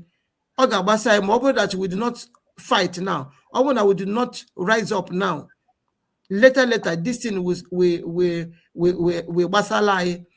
Okay? And then the danger of this Sharia is too much. The danger is too much. Or the too much. Ọ bụ ihe mmadụ nwere ike ichewe n'echiche ka ọ bịara ya. Onwe ihe mmadụ nwere ike ichewe n'echiche ka ọ bịara obodo ya. I'm telling you, all the terrible. I just need to discuss here about dịka ọ ka nwere many other things. Like somebody dere here say that na ya nwere shop na ebe ugwu Awụsa ebe ahụ, that na ihe a barrister na-ekwu ọ bụghị eziokwu. Who told you that is not true? It's true. That now on your own side, ebi when a shop, your own side, ebi when a shop, does not mean that it does not exist. It do exist. Or you name that place, because most of those northern areas there, Hanine, Etiego Sharia law there. Zamfara, all those places, Etiego Sharia law there. So in your barrister maybe your own side, they have not introduced this particular evil law that place, because this is evil. Oh no, here we evil. Here the evil. This is this Sharia of 18. Or the terrible. So we make it sure that this thing this particular Sharia today, or anytime ha chọrọ ime na obodo ụmụ anụmanụ bụ zoo, ọ bụrụ na ọsọsọ ha nwa ọ gaghị erute Biafra land. Kita na ka anyị ga-alụ ọgụ kita na a na-akpọ ụmụnne anyị come and support the government. Ha na-efisi kpaka na-efisi kpaka na-ele Obi Kerere nke cannot do anything. Even Tifunubu another place cannot do anything. Tifunubu's hands are tied. Tifunubu's hands are tied. His hands are tied. He cannot do anything. Oh, Yerima Shetima, that founder of Boko Haram, onye wanachi, the repented terrorists, Nigeria, not Tifunubu. Nke Tifunubu just to loot. They just kept him there to look, because now it is his own turn. That is what he's doing. Only to loot and loot and loot and loot and loot. Whereas the main thing, the main cocoa, the terrorist people are handling it. The terrorist people led by Yerima Shetima, they are handling it. That is why you see that this terrorism can never stop, because now the vice president himself is the founder. That is why he can never stop. He's the founder. And he have allies that is helping him out. With all this arms and ammunition and Buhari. Okay? So that is why you have to stand up. Now is the time, my people. Come to the fundraising. Support Gikegiha, no matter the amount. No amount is too small, no amount is too big. Come and support this government. Okay. Go to wherever that now these people, they are out to fight our finance. Makana onye ndị zoo chọrọ. Ndị zoo, just like in here Gowon Nukuru. Gowon said that now he declared war against Ojukwu because Nahama that na mgbe Ojukwu declared Republic of Biafra. No one ha happier, or ganihu. That na egwu ha bụ that na egwu na mmanụ ha na-eyuzu, mmanụ ndị zoo na-eyuzu nọ na Biafra land, na ha ga-eji ya wee conquer many territories there, and that is what they do not want. That is why he declared war against the Biafran people. So that same thing is still happening today. That same thing is still happening today. Maybe our people would not even have the eyes to see exactly what is happening. In that time, during the time of Gowon, is still happening today. Through all these Nzamerians and all these Okamosu, Nebari, Benin, and social media. That is the way they used to change it, like that of Ojukwu. Now, they brought them out to be fighting our finance. So that we will not, and when you have like a mepute. So, on the when we allow them to continue to fight our finance, how are we going to fight? To continue to fight our finance. Kedika, all the people that is going for recognition, Kedika ha gesi we survive ya. Kedika ha gesi we me ma ego plane when ndị need ịgba plane we go obodo asị ha ga for that recognition talk. O nwere ndị nke ga-agba ndị na-agba fast train. O nwere ndị na-agba bus to a long distance. You not talk of their hotel accommodation, not talk of feeding to and fro. So you see that our government need money, plus the humanitarian work our governments are doing.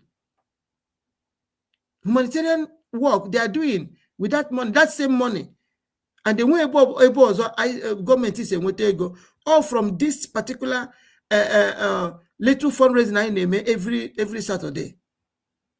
So about that now about these people on Kete, imagine that now in here the Gowon numere Ojukwu will also happen again.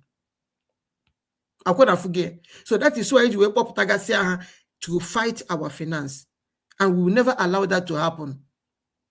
We will never allow that to happen, Biafrans. Ekwesi can never defeat us. Biafra land will be protected. Our PM said that after the redeclaration of Biafra, Biafra land will be protected and defended. Are we doing that in today? Because immediately redeclare any nation like this, just like Ojukwu did, they will come. They will come. And now The same thing is happening. We have declared our lost nation. Are we ready to defend and protect it? Ka we pụta na-asị Ngozi Orobo eze supposedly ime nke a, ndị amị Ngozi nọ ebe a, kedu ihe a na-eme? Ngozi Orobo gworo Fulani, USB chacha, kedu ihe ha na-eme? Without contributing, just like one foolish person been on our platform before they take our platform down, was talking nonsense. I want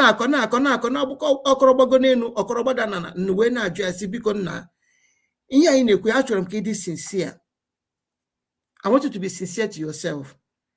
Makana, the spirit of Biafra is watching and listening to you. The gods of our land, they are also listening to you. I want you to tell yourself the truth. Since ego nekete yagori in ati ego na this njebu.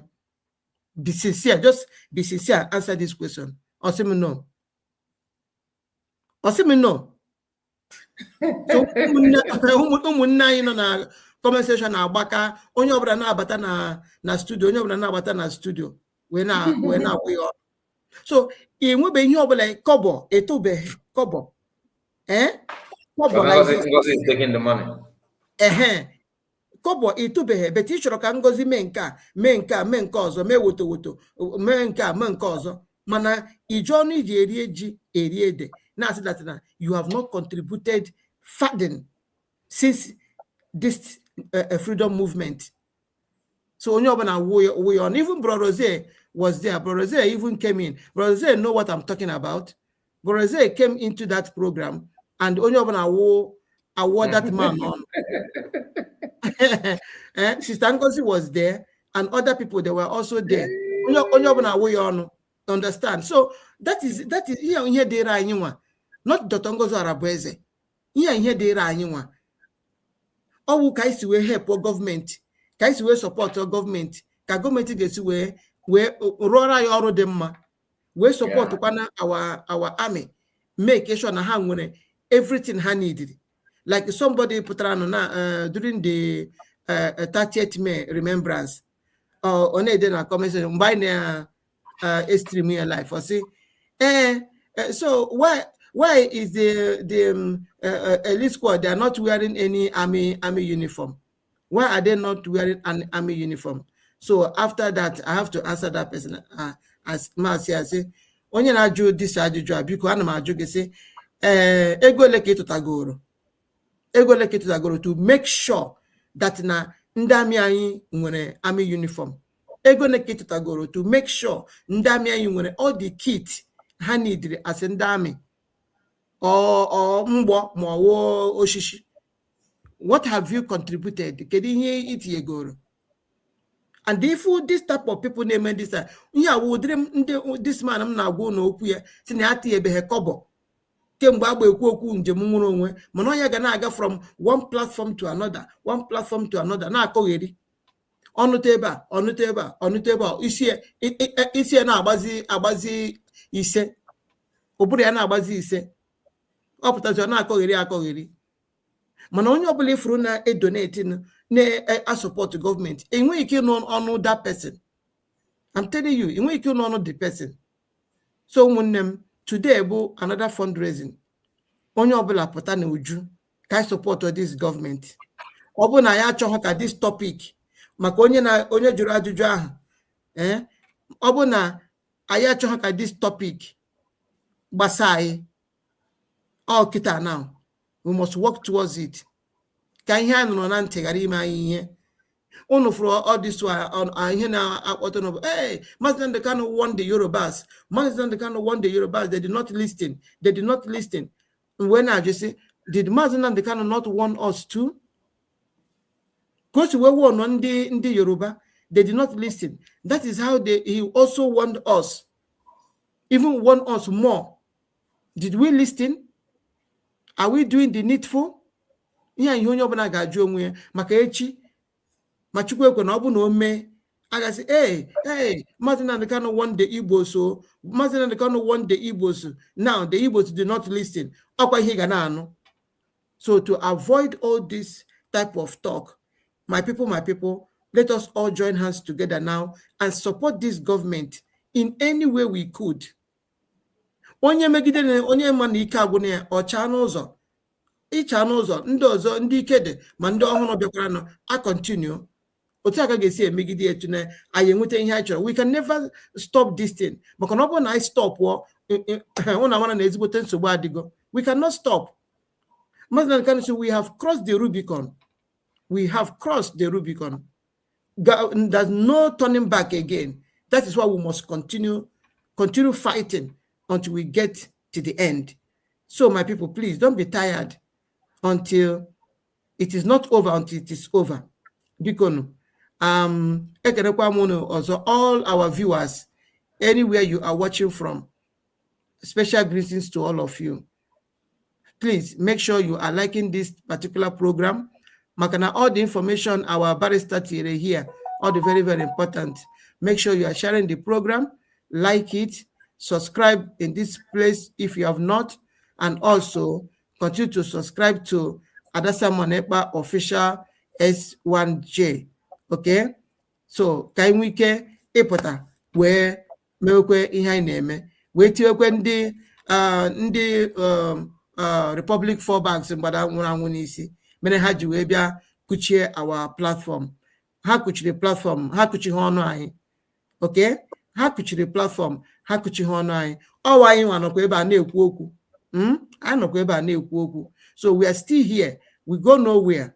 Ebo ihe obula sokwara ha me, we go nowhere until our channel arụ. We still coming out to be talking. We will not stop. Maka ndị ba Igbo ọ bụ na ịkwụsị nke ikwuru, ọ bụ na ikwucha akwụsị ha chefuo nke ikwuru ekwu. That is why you must continue to talk every day. Nanti ụmụnne anyị. We will never stop, my people. We will never stop. And that means all of you, kudos, a very big kudos for always standing there and supporting us in your own way. Writing all those writings, all those write-ups there in the comment section. Or the easy. On upgo 9 or 5 hours. On get say no 5 hours. I am not 6 hours. On get say no 6 hours. Or the easy. Mancha. So I make Mandina na comment section, Mandina no na comment section, Mandiga watch later.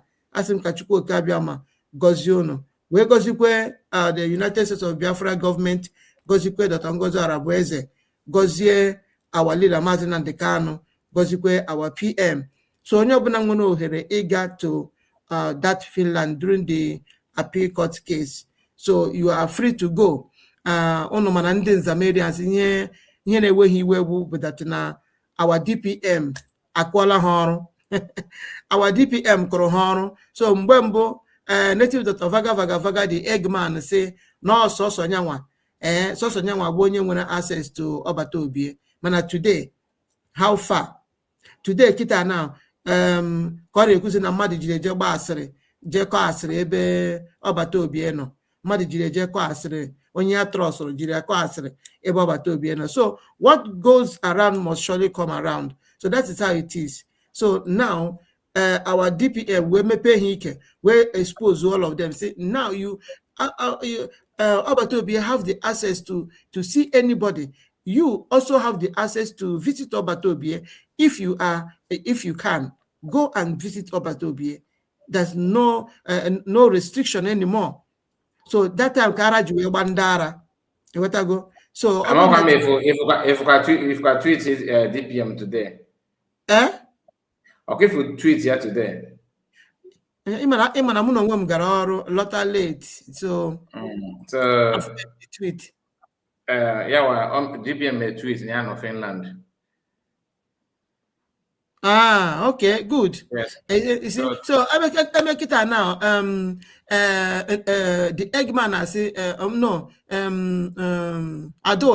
Adocho, but I say no, he did not go. I got here back. Oh, Mbofodo Osigi na Ogare back. Mbofodo Osigi na Jimenka. Mbofodo Osigi, a confused a confused moron. Enough about my entire life. It's a mistake, yeah. But he never responded to that woman before. That woman had not been responded to. Yeah, that's all the fact. And because somebody nọ na coma wee na-ekwu okwu ịnata kedu epụrụ ife a somebody pata wepụ who is that person okay nsogbu adịrọ onye nọ na coma na-ekwu okwu ịnata kịta na-ekwu asif na ya ma ife ya na-ekwu na ya ma ife ya na-akọ mana arụ adịrọ gị ka na-ekwu ọsị gị na ya gara aka ịgbata gị mgba gị na ịga n'ọgụ mana ọ nọkwa na life support so ka ezi ife gị na mbọ onye nọ na life support na-abara gị ka ife ị ga-eme ị ga reply ya so DPM make a post as to some of us is already yesterday. He said, my second visit to that location on Finland, Kaimakoski, Vankira prison, Finland. Those spreading misinformation that I have never visited are just pounding their misguided conception to create hatred and seek cheap relevance. Biafrans, please disregard their lies. What they don't know is bigger than them. Then we screenshot in our order. So this before some hours before we made this tweet, even Rose the message, comment Rose. Some hours before we made this post in our all post we made us that now what they don't know is bigger than you. Just like a DPM just post. So this post goes to show that DPM and as I work with us at Line here. If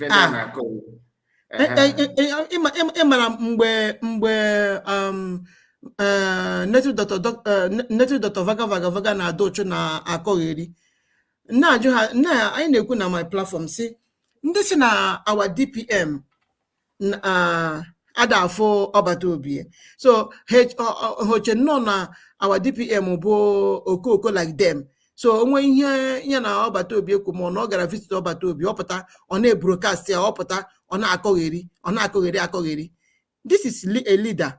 Leaders have quality. Leaders have special quality that make them to be leaders.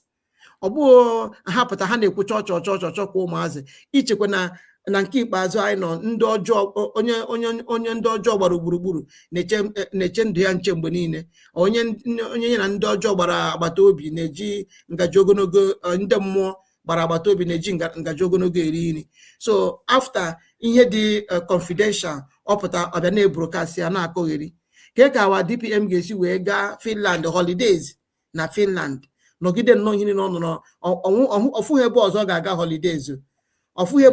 holidays ọ na Finland then ọgazie Finland ihe ga-anyị yawo ije afọ ọbata obi so even all these people they have failed very woefully. They have lost everything. They have lost everything. Onwezi ebe ha kwa akwụ anụ elu ha bụ ozi anụ ala ha bụ ozi. That is why iju for ha na eze na also kazi ha mma. I'm telling you my brother also kazi ha mma. So ihe onofuru ha na-emezi ha na eze ka ha na-aghazi onwezi ebe ha kwa akwụ ịghọtago so ụmụnne m just disregard all this ụmụ okoko onye ọbụla nwere opportunity to go to Finland during or before the appeal court case na-ebido you are free to go and see ọbata obi yourself nke abụọzi if you want to see ọbata obi if you want to shake the hand of ọbata obi bring 2000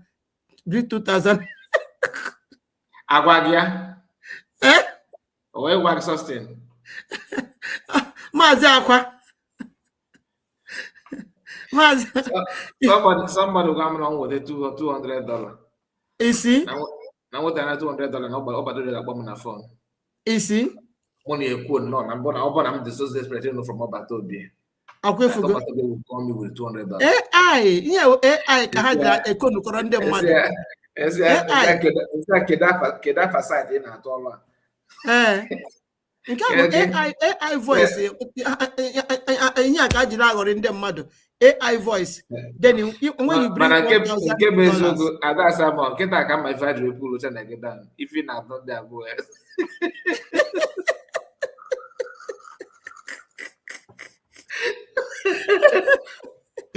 kita kan kalau na mata no na onu ga dị kwa good. That is why I had you able to share my phone. I could share our channel. Oh no, I did humma. Yes.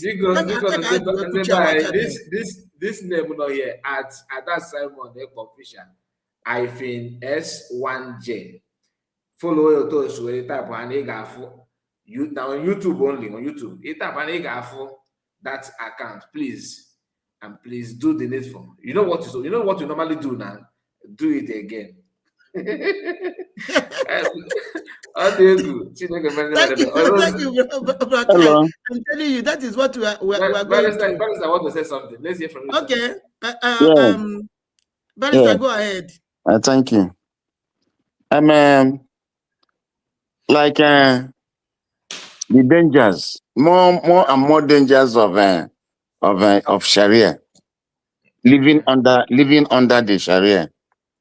You know, some of us, when you live under the Sharia, you know, at least you know that you cannot drink alcohol, you cannot sell alcohol. You know that. Yes, now. You yes. know that you cannot. Our ladies can no longer look good. No, you can't do manicure or pedicure. You know that. You know that you cannot wear your hair. Your hair will just honestly, it's a terrible thing. Yes, and It's a terrible thing. Yeah, Barrister, if you go to the homes of these evil people, if you see how they maltreat those women, if you can see maltreat those women, that can just say that now ihe na-ekwu ebe a karịrị ihe this Sharia law bụ ihe na-ekwu ebe a just the periphery. This is just the periphery of it. Yes. The main things, if we the main things I could hear here. This particular Lord, all the evil, I'm telling you, all the evil. So that is why we never allow. Continue. We never allow. Continue. Okay. That is why we never allow this particular Sharia law to come to Biafra land or na Nigeria. We must defend our land. We must protect Biafra land. We must protect our people, defend our territories to make sure that we safeguard our country, Biafra, to make sure that this Sharia law did not affect us. Obu no me affect ya mebe ndị Nigeria nsogbu adịghị mana ọ bụ na ya gbasighị ike ọ ga-esikwa eme anyị affect.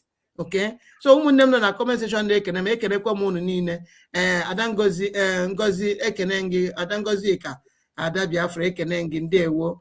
Stobeno, I see you. Amaji Chigozie ekenekwa m unu niile, ndị niile nọ na comment section na-ekene m, ndewo. Stobeno, I see you all. May God bless you all for all your love and support, ụmụnne m, my wonderful family. Because continue to like and share our programs, continue to subscribe. Can we keep it also so maybe what we know how to do best? Thank you all so much, and make sure you participate in the fundraising. Okay. May your fundraising and you don't know. Zitere mozi nakara ekwentem onuji akara ekwentem zitere mozi na WhatsApp demand therefore a link kigesiwe may your donation. We are going to send it to you. All the very, very important. Our government need money. Our government need ego to do many things. As na obu ego bu madinko. Obu na ego di hana kita now. You know, hini na aga sam. And if itself money answereth all things. Bible kuru. Money answereth all things. That is why we need to fundi zoo. they can use money to buy anything buyable. How we need ego, zubi everything, ego, from our own land. Ha go bie onye obula ha chọrọ igobi, mee ihe obula ha chọrọ ime. That is the money for you. Money answered all things. Money will answer everything. I mean today, I mean achieve today, all because of ego. They are valuable. Ego ahụ na achụ ihe niile n'ọkụ here. This redeclaration I wanted today, we wouldn't have it. I can't hear me. So all that in Biafra so now put their support of this government can secure Biafra land. No, anyway, our sisters and brothers na choose to go ha Gaza ma mo subiri. na were go ha Gaza ma osubiri. Ụfọdụ ebe ọ na ndị ba ya da anụ ntị, ndị ba ya achọghị ịnụ ihe na-eme na a na-ekwu ọdabadị ha ntị. Ụfọdụ sị na ha enwetego aha ha ga-aza, ụfọdụ sị na ha ga-aza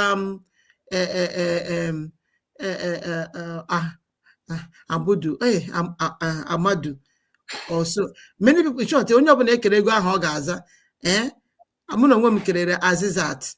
Okay, so ọ bụ na anyị agbasighị ụkwụ n'ala ike we protect obodo anyị, ha enwerekwa na afọ onye ọbụla ga-echange automatically, because ha agaghị ekwe gị zaa aha ya na-azụ ugbu a Kelechi, Obinna, Obioma, Chidi Ebere, Chiamaka, Chibuzo, Chinka. They will not allow you to answer that name. Ma wo aha English gị ị gaghị azazi again. Ihe gara aza ga-echange aha gị automatically. A ga-echange aha gị automatically. Iburuzie ketụrụ na-asị ike, ma nwoke ma nwaanyị eburu ketụrụ na-asị ike arụ. So this particular law, this Sharia law bụ na-aga all the too much. It's a terrible thing. It's a terrible thing. It's a terrible thing because men, you cannot shave. You leave your beard, it will grow in. Hey. You leave your beard, you can't shave your beard. I want to address this comment or the comment section. Honestly, it's a terrible thing. It's a terrible thing, honestly. Can you hear me, Barrister? Yes, I'm hearing you. Yeah, you can see somebody. So, because I don't believe him, and I will tell you why I don't believe Sophia Sliver. I don't believe the person, whether it's a man or woman. I don't know. He said, Barrister, I have supermarkets in Yobe State. Porsikum, Google it. Gino Supermarkets is my shop. Sharia law never stop anyone, man or woman, to enter shopping mall at the same time, please. Now, this person, I can tell you is an Igbo person. Because this is how they always defend what they don't know. He's an Igbo person, but why I say that I don't believe he's not genuine. I don't believe what he's saying. I don't believe that his own shop. Nobody will, no sensible human being will come online and type the name of his shop, and say, this is my shop. This is my, in Nigeria as of today. No sensible human being will do that. But let's just make sense out of it. What do you have to say to this kind of comments? I don't have to reply to foolish people. What am I? I have replied him. I have replied this person. He was the first person I replied. I told him or her, I said that now maybe that the community born or in a remote area or anywhere on also in a shop, which is a very big lie. Does not mean that what Barrister said it was not existing. It's happening. It's happening. And he said here that this person, Bishop, that is here on the studio, that he kind of concurred to what Bishop was saying. But you yourself can also follow the link and come, and let's hear you. I don't normally, pay attention to question and comment. I'm trying to avoid it. Some of you may have noticed that I don't want to be reading because we always put our link. We always put our link so you can follow the link and come and ask your question. So if you have any question, come in. Let's hear you. You know, under Sharia, even men, you know how some men, Fulani men, had the dress, this Yeah. long flowing this thing, dressing robe. That's all what Mm. you be wearing. You cannot dress, corporately. You can't wear your suits, all those things. Those things, all those rights will be taken out from you. Hmm? You will not be allowed to shave. You leave your beard, it will be growing, there are so many of them, so Mm. many of them, so many of them. And you Just won't. like this in just like this in Mazi Kai, just like this comment you will pronounce Tobeno Dene. Don't you see that now all you have suppose in them in our report all these evil platforms, just like in here Tobeno Dene. Yes, that's the same thing I asked Biafrans to be doing in the platform of all those using the name of DPM in catching their cruise report. Adade Oranjo, Kuko 247, Rafael Ajarere, Sonia Barawo, na Betty Ford, and Dotie. That is No, what our people are supposed to be doing. we don't promote that. We don't promote that kind of move. So I don't buy the idea of reporting your channel. If you want to report it, it's not something you will be telling people to on air to go and report. You have let us know your reason first, and everything has its own procedure. So I don't want to talk about it. Just forget about the message. Barrister was saying something, right? We Yes, are But finished. I, We are I am finished. I am talking about a mode of dressing. Both yeah, both men and women. Like you can't wear suits. You can't wear suits your dressing will become pure Islamic dressing, Islamic mode of dressing, Exactly. That is it. Islamic mode of dressing. Everything will automatically change. You change, Everything yes, will yes. automatically change. In Ghana, I seen a New Yam Festival. All those ones is gone. All our culture will be Everything. lost. We're going to Yes. lose our culture. You see? Ihe ka mere ndị Yoruba ebe ha bara all this Yoruba land ha take it over. They Mm, told them that they don't want to see any of those their mm, nonsense culture again. we lose our culture. They don't want to see any of those their nonsense culture. And they told them, and they have Even to even concur with it. even as time goes on, you lose your language. Yes. You lose your language. Arabic. Mm. all right. That is why it's very, very dangerous. That thing is very, very, I hate it. In short, it's evil. Sharia law is evil. And we got many things in inside. And then when you keep with all the evil, in short, Yes, yes. all the evil. Mm. Do you know that? Do you know that even in Chat GDP, if you put something like jihad, for example, they will not generate any meaningful thing for you. They will turn you down instant. This is Again, in Chat GDP, like this with a platform AI. okay. ETF and if they come with jihad. Mm, mm. Esumisia. Faga turn it down ozugbo. All this to tell you how bad, how Yes, bad those all the the very, Sharia, very bad. because Sharia that's jihad, and Yes. you have people in the southeast like this man that is trying to claim that he has shop somewhere and all that.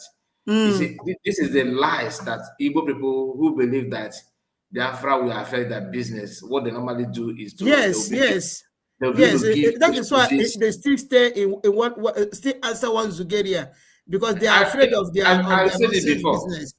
I have said it before. God forbid, I'm not wishing anybody bad thing. But if anything happened to our people in the north, believe in me, I will not feel even one bad. I will not feel bad because they are the one always trying to downplay this truth. When you are telling them, yesterday I was arguing with one who also resides in the north. He said that coming to that, this northerners, like this northern part, Abuja, after telling me how Abuja is not secured, that most of the estate in Abuja now before you go there, you have to call in, they would interrogate you. Those security people, like normal gate men and all that, they would, they have to call the people that they are going to visit. And then I asked him, okay, this security that you're talking about, do they have arms? He said no. What are they holding? They're holding stick. I laughed. I told him that the day they will visit that estate, you will not see those security men. Two things are involved. It's either they buy them, or those security, of course, run away. So that I told him that no matter how tough you think that your security gate can protect you, when the day they will come, the chairman of the security in that zone will even tell these boys to shift, that operation is coming. And he also said that his neighbor is a Fulani. He just packed in. I laughed. I said, you better think for your life. So some of them, if you say this, they will say the other one. If you go ahead, they want to counter everything to prove that they know what they're doing. So today, yes, okay, look at this, the comment of that guy. He or she did not deny that Sharia is not being practiced there. So, but his own concern is to tell you that, oh, my shop is still open. Men and women can still come to my shop. You don't know that it's a gradual process. By this time, in 2009, that's when Obasanjo started, right? The democracy year, right? If somebody told you that time that in 2026, in fact, in 2023, yes, that you will have Muslim ticket, you wouldn't have believed that. Okay, if they tell you that time, during the time of Obasanjo, the time is coming when Nigerian president will be a Muslim and the vice will be a very hardcore Muslim. And not that they are Muslim because both of them can perform good, no. But both of them are coming in to promote, jihad and all that. Yes. So you will not believe. So if every of that step is just a gradual process, it will start with one, then you can 2, 3. It will start growing like that until they will spread everywhere. So today your shop may be okay. You can go now and come. One day they will check what you are actually selling, if it is haram or not. Those of you that are into chicken, maybe beef business or frozen meat, how you buy chicken determines whether people that are Muslims will eat it or not. So many things. Those of you that like to eat pork, No, they don't eat pork. yes, you cannot even. They don't do that, or dog. You don't bring pork in their things at all. Brokai, I want a video for we don't video for na X. This Ndobo Arobara, all these evil people, and then we see nala. We're back now na one grocery shop like this, one supermarket. Jeba eregase anu. Wherefore this ebe anu ezi nogasi. Imagine how many. Where doctor hoju we wuru nwoke we nyo na anyu mamre na all those anu ezi aha akposara dia n'ime supermarket. Na buy kona. Obo na basi gini na X. O ga bo the middle. Ọ na UK ka ihe amene. Ọ dịkwa na UK ka na Iran ka ihe amene. The either two of them. Ọkwa n'ime shop wepụta ihe o ji wuru nwoke wee nyụọ mamịrị na anụ akpọs anọcha n'ime nylon esiligasịrị esili nọ n'ime were mamịrị na-anyụ ya because of no anụ ezi. You know from how evil this people dị. Ndị a dị evil. Ihe abụọ religion abụọ ihe na-abata n'obodo mmadụ. Ọ bụ ihe na-abata ya ka anyị ji na-eti mkpu n'oke olu every day by day before ha short our this and that. Ka anyị na-eti mkpu n'oke olu so ụmụnne anyị biko unu ekwene ka ihe a anyị nụrụ na ntị ka ome anyị ihe Maazị Nnamdi Kanu kwuru, unu ekwene ka ome anyị ihe. onye ọbụla bilie onye ọbụla bilie nsogbu adịrọ my sister ka anyị ma ma anyị ga one dan we have tried barrister. Hello. I think we need to wind down now. It's all right. It's all right. I think we have spoken enough. Yes. They should listen to what we are telling them. Everybody should stand up, defend yourself, watch your environment, take a look at people that are coming into your community and know where they are going and where they are living. Exactly. That people should form groups of people to be combing our forest. There should be comb our forest. No, these things are important because if you don't do that, you will be surprised that the number of Fulanis, terrorists that are living in the forest. People don't live in the forest. They are just no human beings. So they should be combing. They should be combing. Comb your forest. Be very, very watchful. And don't just take everything for granted. When you see a military man, don't go very close to him. Watch him from a distance to know the type of whether it's the true military one or not. So Sharia is not. In fact, Sharia it's not in the. It's so deadly. The prospects are so dear that you can't discuss it.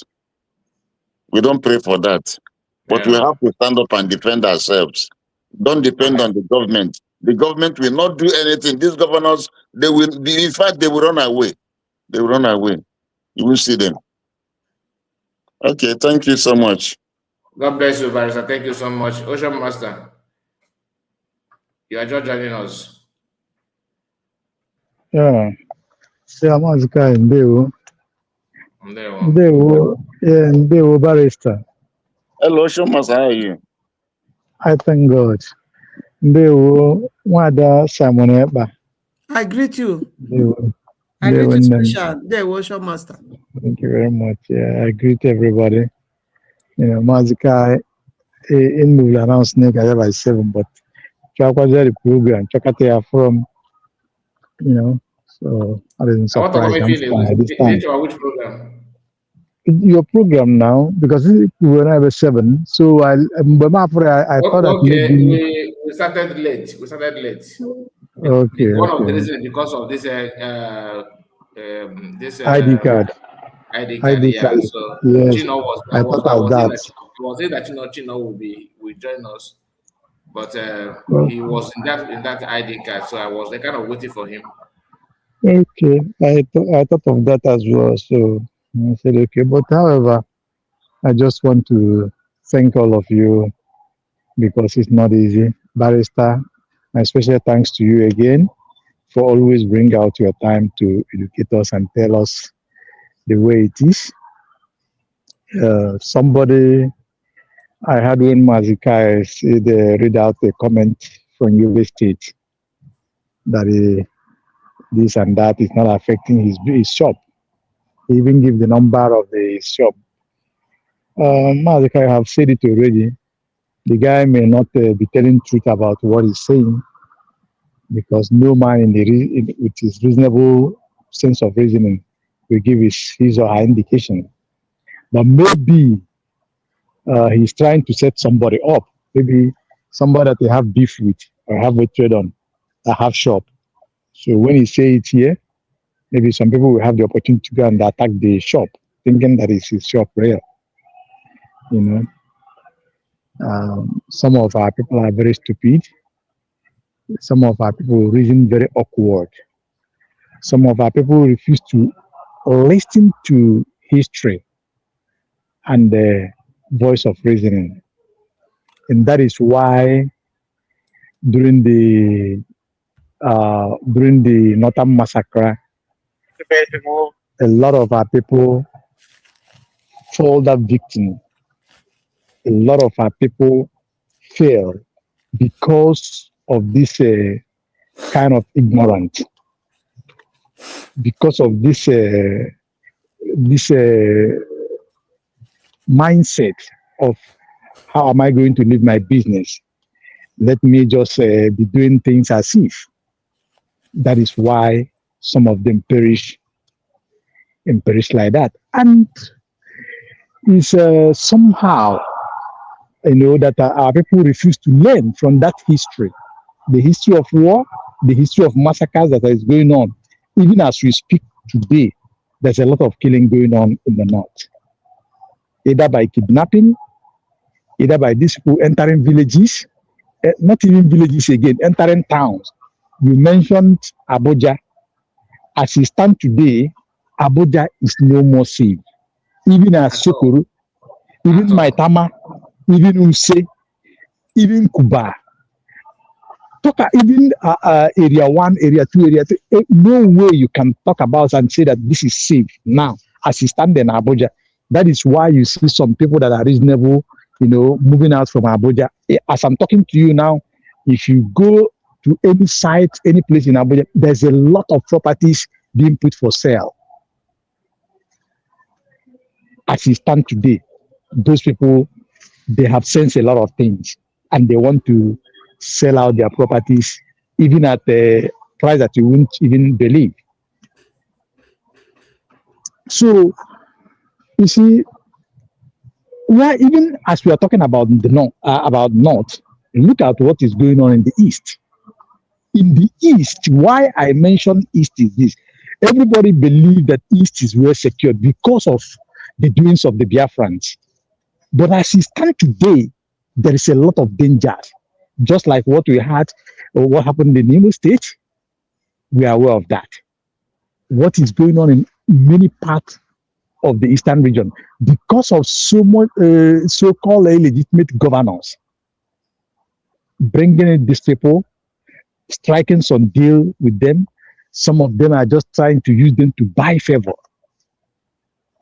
So you can imagine that. The issue is this: Biafrans, the situation of Nigeria as it stands today, Nigerians have been surrendered. Nigerians have been surrounded by these people in a very heavy manner that even you can't imagine. Those who are supposed to talk, people like you, I don't Juma them, those who fought. I'm not talking about Gowon. People like all these big generals you knew David Mark them. Even I'm surprised that by now, somebody like General Hejirika is mute. A man who fought these people, who pursued them, who dealt with them during Jonathan time, that they removed because of the way he determined to, make sure that he stopped these people. He's not talking. Biafrans, even Nigerians, listen. This general that was died 2 days ago or 3 days ago, the former Major General, I think it was Defense of What, I forgot his title. When I saw his video, where he was denying about these people, just like what that our brother said about his shop in Yobe, denying the undeniable. And that thing happened about, I think, about 2 years ago. The man made the video. He was interviewed. How would that man believe that after defended those people, defended the indefensible, look at what happens to him? It was the same people that took him. It was the same people that took him, the same people that, take out his life. As if nothing happened. Now, are you thinking about other generals? I am talking about generals, serving and retired generals. And when you talk about army, the highest rank in army is once you cross a colonel, that's full colonel, after lieutenant colonel, after lieutenant and the colonel, from that lieutenant colonel, you have become a big person in army. Then you cross the brigadier general to major general to lieutenant general. Now, if these people will be taken down like that, that will tell you the way situation are. So just like one other Simon Ekpa have said, we have only one option left for us, one card. Thank God, to God be the glory that we have somebody like Mazin Nandekano many years back, from 2012, 2013.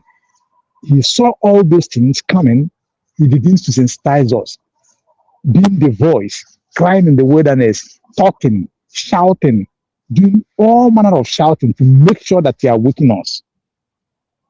And God's willing, He are waking us. When Master Simon Ekpa take the mantle, we all knows how it happened.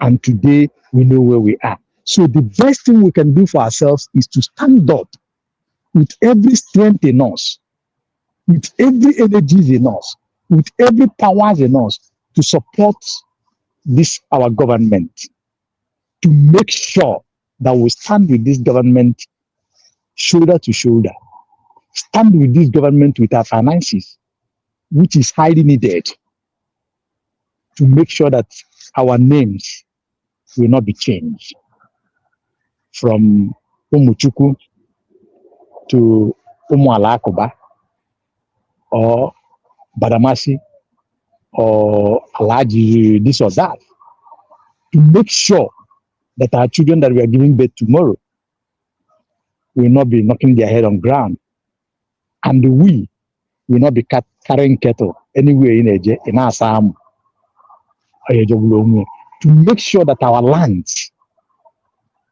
are not being taken from us. This is very important. So, Mazikai, I thank you for this wonderful program. Barrister, again, I greet you. Mother Simon Ekpa, thank you. Today, on the platform of our brother Kelena, I told him to make an announcement about your channel, and again, to at least to make sure that the Biafrans subscribe to your channel. So, but it's like you haven't got the name of your channel, then he said that he will take it from Ocean Master, thank you so channel. much. Thank you so much. They want them. So, Biafrans, let us do what we know how to do best. Continue standing. I thank God that our DPM, the Twitter that Mazika read out, once again, it has shut the enemy's mouth. That is very beautiful. That is very awesome. Yesterday, Mazika, I saw in your program, I think in your program, yes, where a madman was shouting on top of his voices.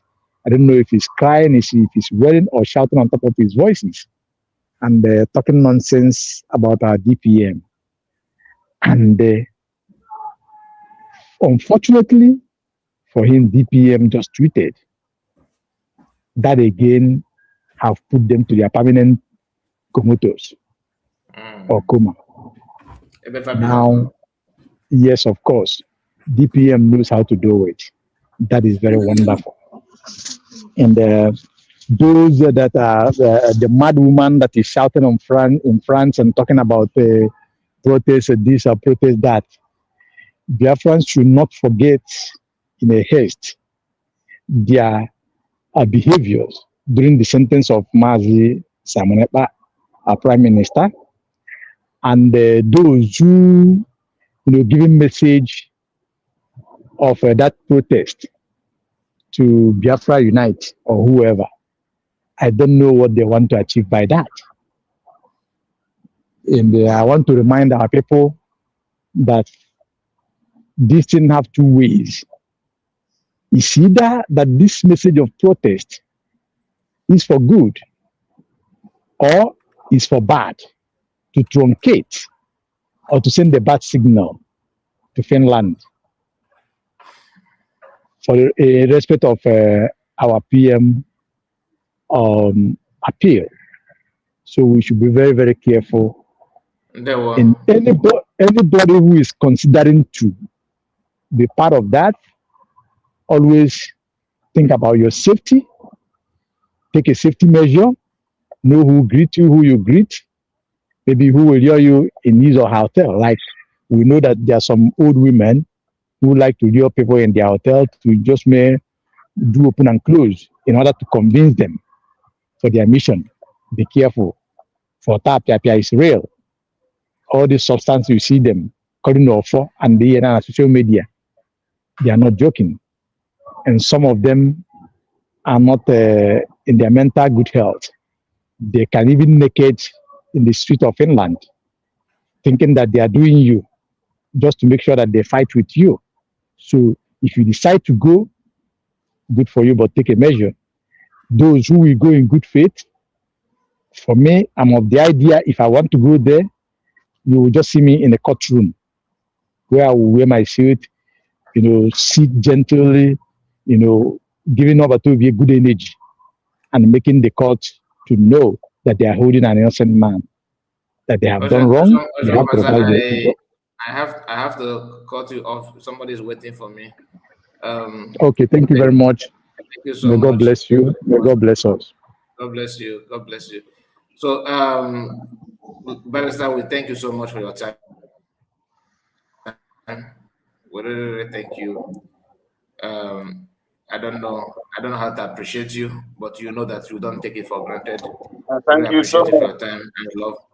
And people should know that Egypt was a Christian country before. Egypt, Turkey, yes, sir. Egypt, Lebanon. Exactly. Even Iran. So people should not don't joke with these people that are very dangerous people. Barrister, as you say that there was a church in Üsküdar, Turkey. I was there some time ago. It was converted to prison. And as we are talking, a lot of churches was converted to mosque, and some are closed in Istanbul, in tunnel, the place called tunnel. So attest to that. Thank you. There, well, thank you so much. Thank you. Thank you so much, Barrister, and all of you on the comment section. Thank you, Ada Simon. Thank you, Roselle and Bishop. I greet you. Barrister, we thank you. All of you on the comment section. Margaret, we thank you so much. Doreen, Ngozeka, all of you on the comment section. Estabeno, I greet you. We thank you, Gerard. All of you, Stanley Phillips. Please, of course, I'm Marichi Goze. If I don't mention your name, please don't feel bad. I'm not a robot. I'm a human being just like you. Ada Simon, God bless you and take care of yourself. Barrister, thank you and see you again. Thanks, sir. Barrister, for coming on, and our people. Thank you for watching. Brokai, thank you so much for displaying that our new platform here.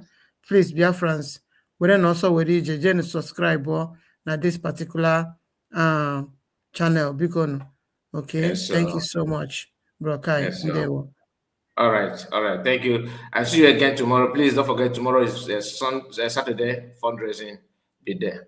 God bless you. Bye bye for now. Bye.